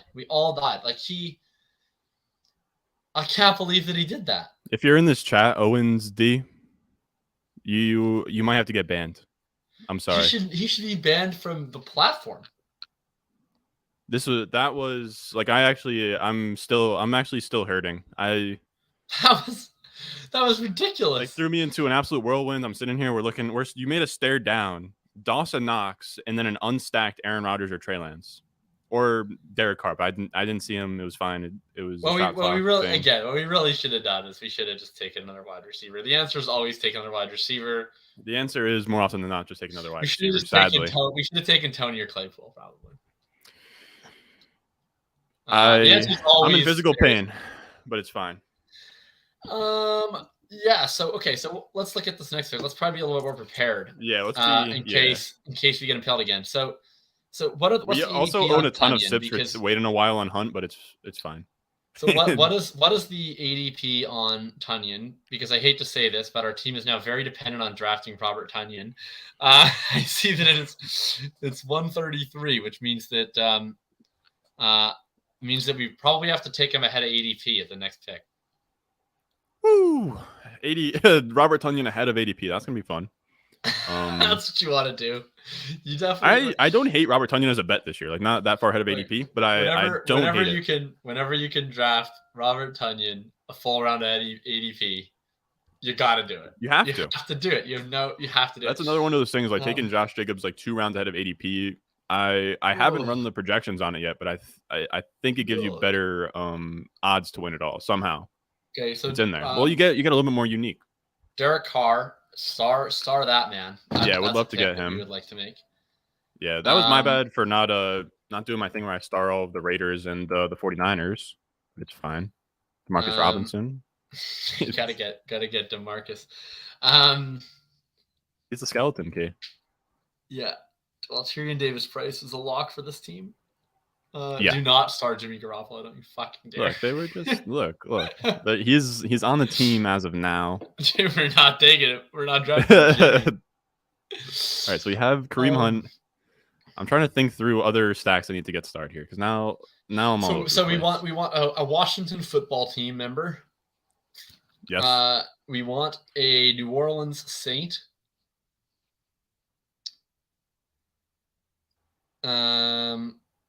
We want a Minnesota Viking.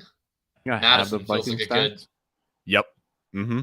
Madison feels like a good pick for this structure. Oh, Carr's gone. That's unfortunate.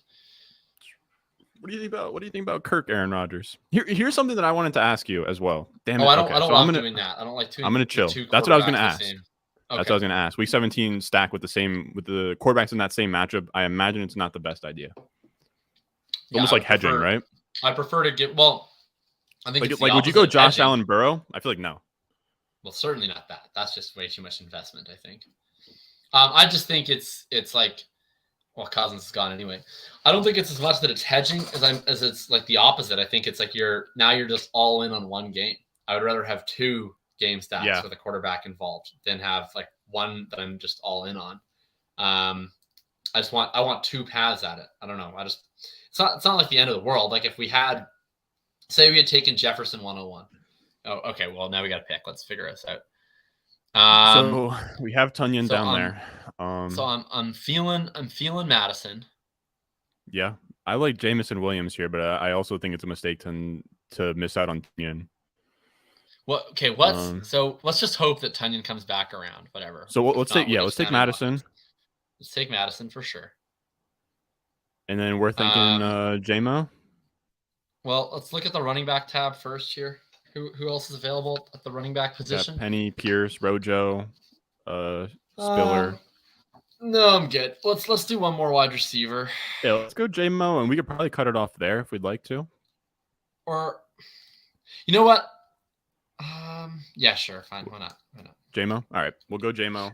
Call it that. Never mind. I was just gonna say we probably shouldn't have taken our 7th wide receiver there because we probably need to take the Lizard King. I'm in physical pain. I think that fine.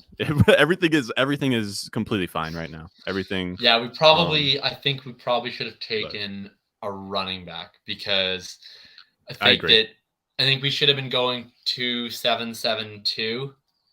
I think this is just gonna have to be a 2-6-8-2 team now. Sadly. Okay, is it even gonna be a 2? Who's our other quarterback on this team? This team is gross. Oof. Let's look at the quarterback tab. Oh man, this has we are looking at a lot of ugly options. It's not pretty. Oh, are we? Can we do 2 quarterbacks with this team? Well, I don't think we have a choice. Yeah, I don't think we have a choice. I think we kind of have to. Who are our wide receivers? Do we have any that are unstacked? We have Goff as an option. We have Goff. Yeah. We have probably Goff. Tannehill. Oh yeah, we have Traylon Burks. Okay, Goff or Tannehill. Great. Let me. Jeez. This is. So I would say this entire team. Not our best work. This entire team is now entirely dependent on getting Robert Tonyan 10 picks behind his ADP. That's not where you want to be. Not a good spot. I'd almost venture to say that is almost exactly where I want to be in a lot of my drafts. I'm not sure that's where I want to be. This got rough. We the Stafford thing threw us for a loop again. The Stafford thing ruined a really good team. Like the Taken meme with Liam Neeson. This team. I'm going to find Matt. Yeah. Honestly, I would say we did like 3 drafts that really went pretty much like without adversity. Like I felt like we did 3 drafts today that were very positive, and I feel the mental fatigue kicking in on this team, and I think that showed up. Maybe it's not an idea to do. Maybe it's not a good idea to draft, draft 4 consecutive hours in front of a camera. Maybe 4 consecutive hours in front of a camera, results. Bright lights, 3rd adult beverage. Yeah, it's gone. Yeah, this team has gone poorly. This team. Here's the thing. This is the team that'll win it all, though. That's the thing. Here's the best part. I think Overzet says it all the time. Of doing streams like this with other people, gets you uncomfortable. Gets you drafting teams that you wouldn't draft otherwise. Well, this is a team that I wouldn't draft otherwise. That's for sure. So now we sit on our hands and we beg this draft room to just put a blind eye towards Robert Tonyan. Oh my god. Big Bob. I'm trying to think. So two tight ends. So all these guys have 1 tight end. This guy on the clock here is a big old threat. He had 0 tight ends. Oh, he took Zach Wilson. Okay. Yep, he took Zach Wilson. We have one more guy with 0. We have a couple. But Gronk is still available. I think so that Gronk should be our just shield. went. Oh, did Gronk he? just went. That's not good. He went 133. So that is not good. Where's the Hayden Winks chart on like if it's this far past ADP, this is how often you can get this guy. I might have even bookmarked it. We're sitting about 25% right now. I also bookmarked it. I'm gonna pull it up off my bookmark. I feel like you were talking about that last year. Is there a way that you can project it using like standard deviation? I don't know how that even works, and I'm a fake nerd for it. I mean, like Hayden very much like put. I would say stole my work, but he didn't because he probably didn't read it, and he also put significantly more math behind it. But basically, I just said I think ADP is probably normally distributed, and so I use like the 65, 95, 99.7 rule to like estimate the amount of times that you'd get players a standard deviation past ADP. And I wrote about that in a column. I should repost those because that's very evergreen content. But anyway, 10 spots after ADP. 8.5% chance. 8.5% chance. We have bet, and he's gone. There. Damn. Yeah, and he's gone. I want to die. So we now have to take. Herb's an interesting bring back, but we now have to take Sammy Watkins as our 8th wide receiver on a team that needs 3 quarterbacks and 7 running backs, most likely. And Irv is gone, which is fine. I don't like Irv anyway. Yeah, fine. Oh, Gerald Everett is the guy we have to take because we have the Rams. We have Cup. Yeah. We got to take Gerald Everett. So I don't know what we're doing at this pick. At this pick, we have to make. I imagine this is a running back, a quarterback, these running backs suck. Are all awful. Well, I don't want to take a tight end because I don't want to take a tight end because I'd like to take Everett. Yeah. Let's look at the running backs. Hendo. I mean, Hendo. Yeah, fits. I think Hendo. Yeah, and Gainwell might be almost like too much Philly, but I don't know. Hendo fits nicely with Cup. Yeah, let's go Henderson. And then let's do. I mean, I'm fine with Algier, and I'm fine with Yeah, I think it probably has to be one of Carter or Algier. What do you think? Can it be a quarterback? Are there any quarterback options? We're looking at Lawrence. I think that it gets a little bit too deep here. You're looking at Lawrence, Matt Ryan. Okay, let's just take Algier. I think. Yeah. I mean, we talked on him before. Let's get some exposure. God. Good lord. Good lord. So this is a 2-6-8-2 team that probably should be I don't even know what it should. It probably should be like I think what we need this to be is a 3-7-2. We need 2 extra rounds to get. Yeah, we're gonna need to call an audible here. I think we're gonna need to take this. We're gonna need to take this on DraftKings. Not good. Not great. This is We're down. This is rough, but I'm hopeful. I think drafts like this are kind of where I think that this is kind of where the real champions are made. I would say this team is NGMI. It's definitely seeming that way. I'm trying to think of ways that this could be saved.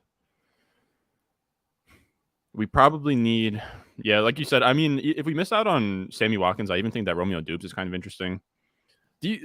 How interested are you on Sammy Watkins? Not in like this where a gun's pretty much to our head telling us to draft Sammy Watkins right now. Oh, I'm quite interested in Sammy Watkins. Yeah. Yeah, I mean, probably out there on what 21 earned a target on 21% of targeted throws last year. Was low key pretty decent for the first month or so of the season when Bateman was out, and then he eventually fell out of the rotation there with Bateman coming in, and Watkins is a pretty square peg versus a guy like Duvernay. You can do more and he'll play more alongside Bateman, but yeah, I mean, Alan Lazard sucks. He sucks. Yeah. Christian Watson is a very mediocre prospect.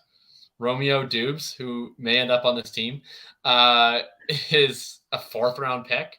And yeah, I mean, if we're pushing Alan Lazard up to potentially being pick 100, Sammy Watkins has shown us a lot more in his career than Alan Lazard has ever shown us. Why is that? So I'm into Sammy Watkins. I'll draft Sammy Watkins. I'm not above drafting Sammy Watkins. I've been drafting some Sammy. I've been a little bit of but you're convincing me. I can't remember kind of what seeped into my brain. Sammy Watkins is awful. The only reason I'm not taking that much Sammy Watkins is because I'm just usually not drafting wide receivers where he goes. I'm usually drafting running backs or tight ends at that point. Mm-hmm. I'm usually getting my tight end 2, or my quarterback 2, or my running back 5 to 7. It's just I'm usually kind of done picking wide receivers like we should be in this draft. I need to see what Owens D team even looks like. What's Sammy's ADP? Of course he took Alan Lazard. Owens D, the guy who took Stafford from us. He goes Alan Lazard. He goes Mecole Hardman. This is the bizarro Ron and Jacob draft here. This is so annoying. Look at this. Oh man, he goes. Oh my god, he handcuffed Nyheim Hines with Taylor. This guy, look, man. He deserves to be in jail. This is insane. Yeah, but he got the correlation with Thielen and Lazard, so you have to respect that. Owens D, I will find you, brother. I'm having my guys look up his IP address as we speak. Yeah, I'm Owens D. Oh my god. Owens D is out of his damn mind. It's insane. Absolutely. It's insane. Just a trash person. Just a bad Both person. These quarterbacks have week 7 buys too. Why don't you care? He should care. That's so crazy. Oh no, what are we gonna do in week 7? That's I know the most ass backwards team I've ever seen. What is he gonna do when his quarterbacks are on a bye? He has 3 running backs at the same bye. God damn it. Well, that happens when you draft multiple running backs on the Colts. I'm very interested to see what this team ends up looking like. Not good. It's not gonna end up well. Neither is ours, so we share that in common. If the team wins Puppy Wednesday, I will eat my shoe on stream. And I will have Owens D on stream. Owens D.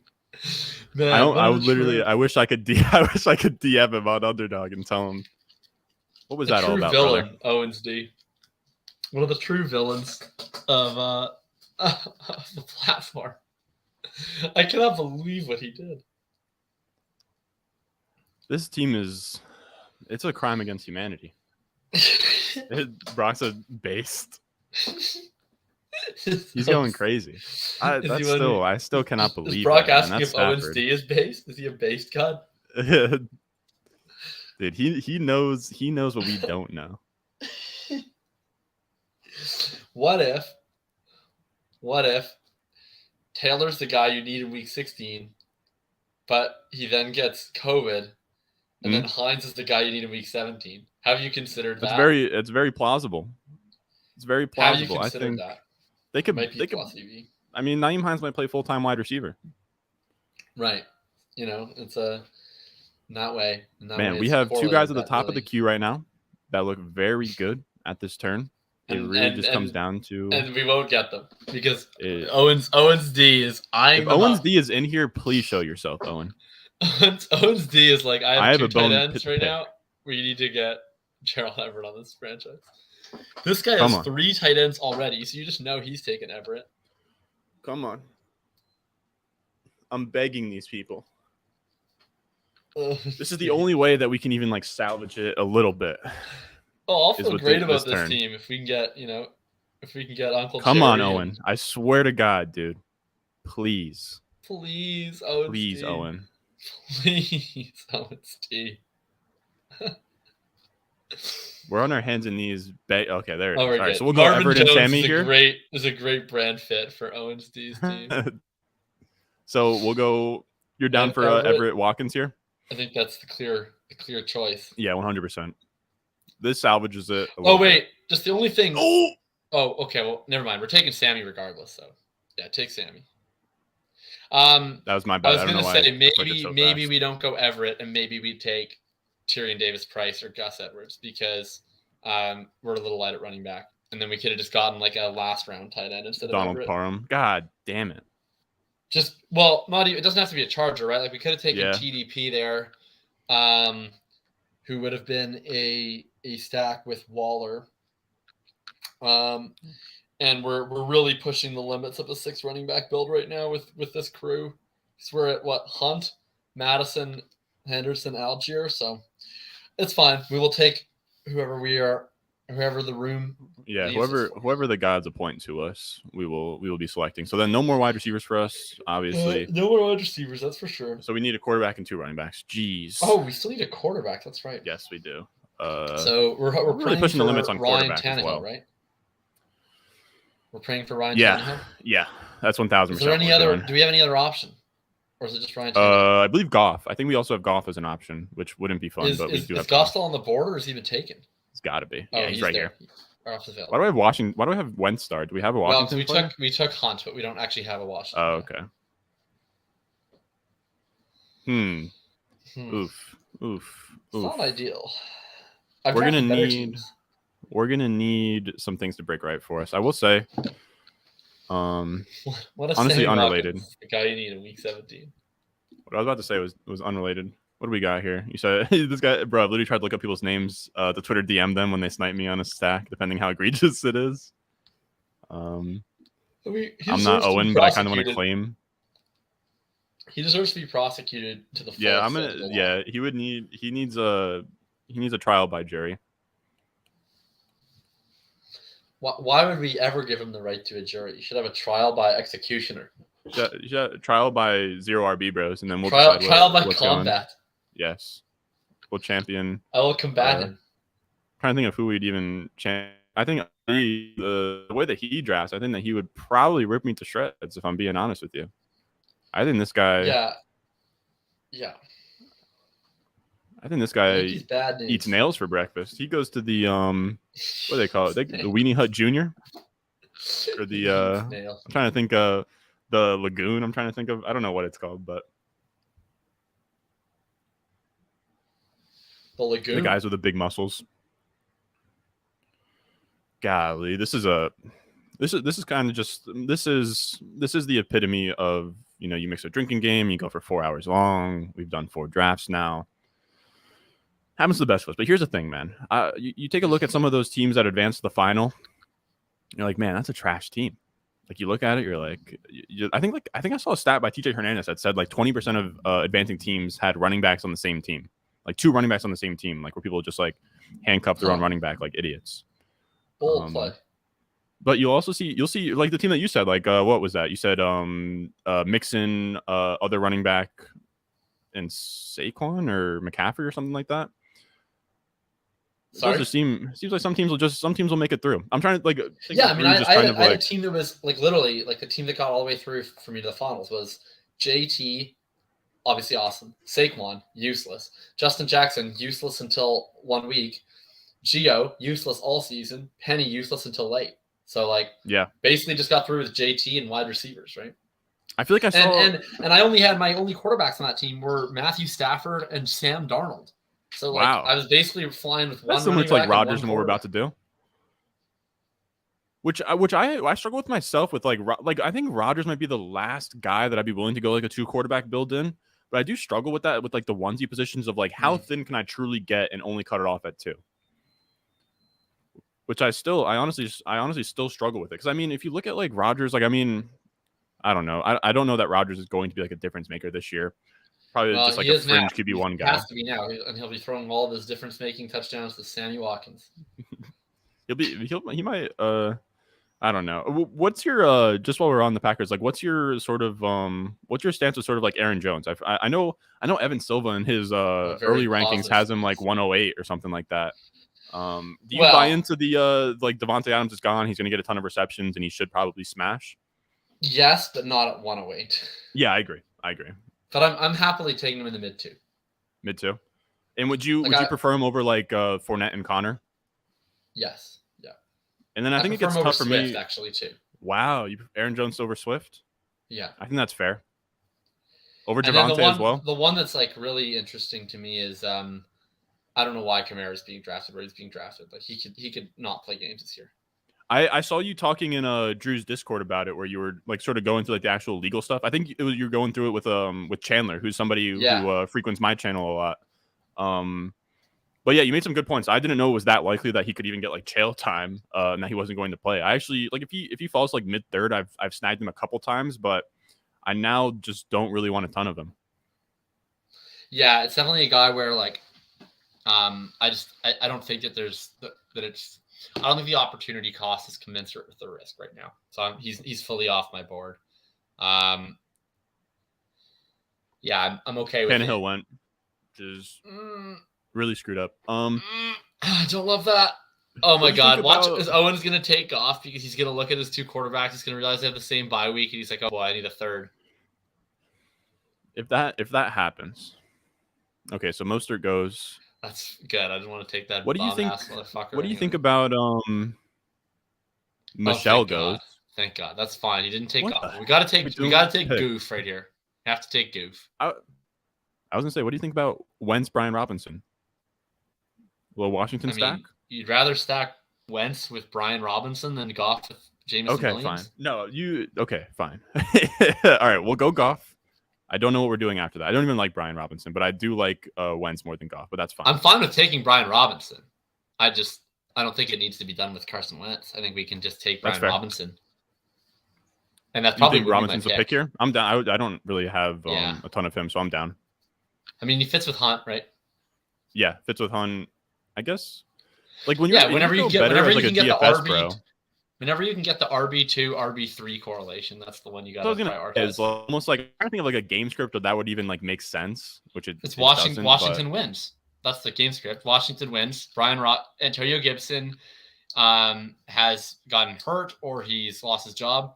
Brian Robinson gets 18 carries for 120 yards. Actually, sorry. He gets 38 carries for 120 yards and 2 touchdowns. And then Cleveland has to pass to get back in it. So it's Hunt the whole second half. And then and Kareem Hunt has 9 carries, 8 catches for 130 total yards and 3 touchdowns in a thrilling 38-35 comeback overtime victory by the Cleveland Browns. Now, what if what do you kind of think about like what do you think the likelihood is that Kareem Hunt plays for the Browns this year?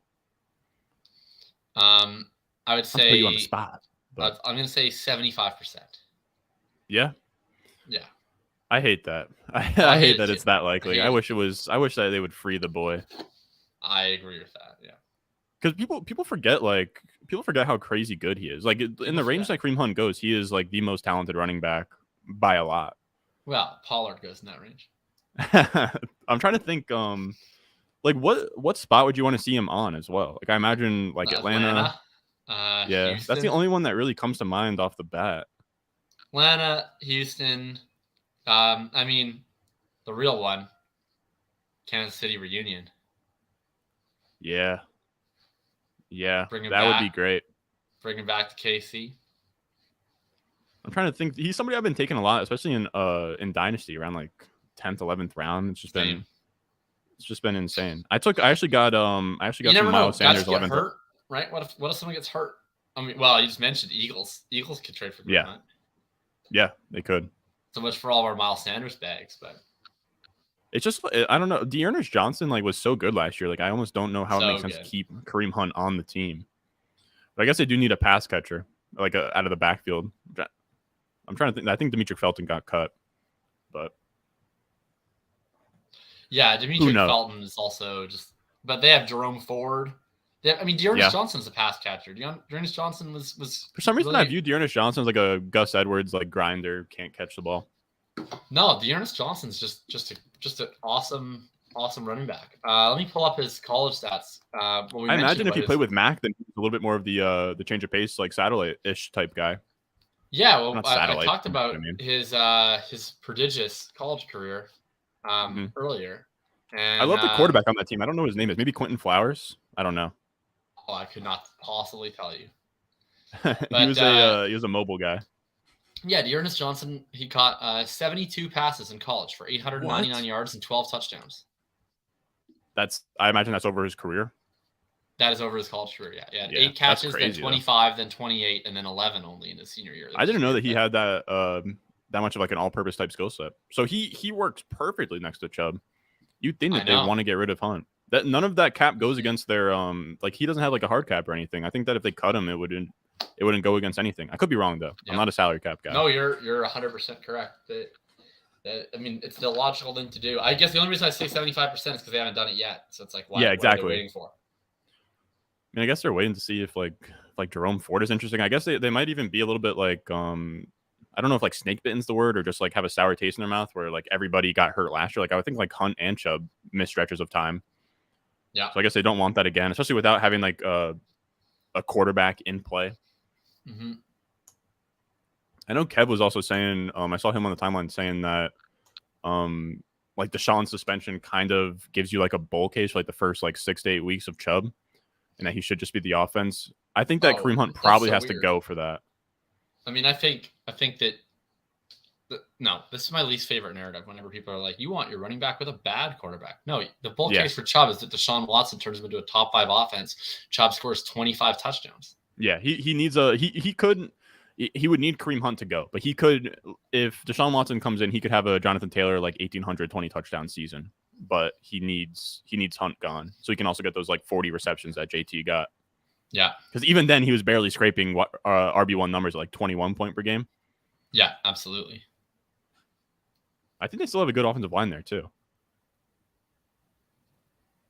The Browns. I'm not sure what I'm thinking here. I don't hate Drake. Did we took a San Fran guy? Like why? No, we never did this time. We took Waller from Vegas, and we never got San Fran. Okay. Well, we've spent so much. I mean, here's an interesting one. What if we took Dearness Johnson and we play it like Hunt's getting released, and then Hunt goes up in value because he's a starter somewhere else, and Dearness is now the number 2 in Cleveland?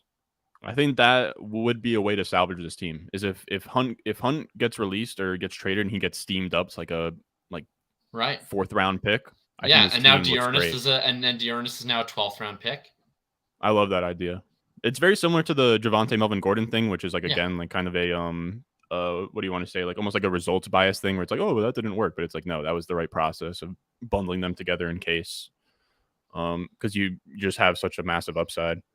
Yeah, I agree with that. I mean, now we just need Owens D to chill out. The thing is, because Javonte, the reason why it failed is because Javonte now failed as a pick at his ADP, right? So it's like, I wasn't even taking a lot of Javonte at his ADP, but if you were, then I think you had to take Melvin. Like if you were drafting as if Melvin was signing there, then the way you draft as if Melvin was signing there at that time was to not draft Javonte Williams ever. And I think there's even a way. I know. I think it might have been Buying For. I can't remember what podcast I listened to. It might have been. I don't know, but he was sort of talking through sort of ways where like he was almost saying. I think it was Buying For. I think he was talking with Matic, where he was saying pretty much. Where's this puppy? I don't. It's not in here. But he was saying pretty much that like he's drafting like Ronald Jones and Clyde Edwards-Helaire together because there's ways where they both string weeks together, and it's not enough of like an opportunity cost where you almost like you're not handcuffing in a way, if that makes sense. Where like Kareem Hunt and Dearness Johnson aren't Chubb, so they could give you sort of like different stretches, if you know what I mean, or like even like I'm trying to think, not Tyrion Davis Price or somebody else. It is a correlated ceiling in a way, right? Like a Chubb injury helps both. Yeah, exactly. I'm not sure I get on board with the CH Rojo one, but yeah, I agree. That one was also a little bit much for me, but something like in that area of like, if you're not taking the RB1 and you take the RB2 and RB3, there is a world almost not in the same vein, but almost last year. Like I imagine if you took Edmonds and Connor, you fared well. Like if you stack those guys together. Right, but you know what? You would have fared better is taking Connor and not Edmonds. That's fair. Like I don't know. I really just can't get behind it. It's like, to me, like, yeah, like you would have been okay if you took Evans and Connor, but you would have been better just taking Connor. So to me, like, if you want to hedge out a backfield like that, like if you're just like, I think I want to target this backfield, then just be overexposed on both, right? Like just in different drafts. To me, it's like then just be 15% CH, 15% Rojo. I don't see a reason to draft them together though. Right. Yeah. Like I think if you were heavy on Arizona backfield last year, you're in a great spot because your Edmonds teams weren't dead. He contributed a little bit. And your Connor teams were crushing. I guess the way it turned out where Edmonds got like that big week 16, you know, and after Connor got hurt earlier, but like, I don't know, is that like what you want to play for? Like for one to get hurt, then the other to get hurt? Like, yeah. Actually, it didn't work out if you had Connor, right? That's the thing. Like Connor was great at getting you there. But, you know, anyway, well, I can see how it can work out. But I guess what I would say is like anything can work out, right? But that doesn't necessarily mean that like that's the plus EB way to play it. We've been doing this for 4.5 hours. I'm gonna go and touch some grass, I think. Yeah, I think me too. I'm just I'll write these down. But I named yours too, so I'll sort of send you out on this. Just tell the people, you know, where they can find you, where you do all your good work. Oh, yeah. You can find me on Twitter, ff_RTDB. You can find my written work on playerprofiler.com. You can find me in the Bulletproof Discord for all things Dynasty and best ball, especially moving forward. Yeah, that's pretty much it. And yeah, mostly on Twitter. And you can find me hopefully in your underdog draft. And if you do find me in your underdog draft, please do not be an Owens D. Do not be that guy. But I appreciate you coming on.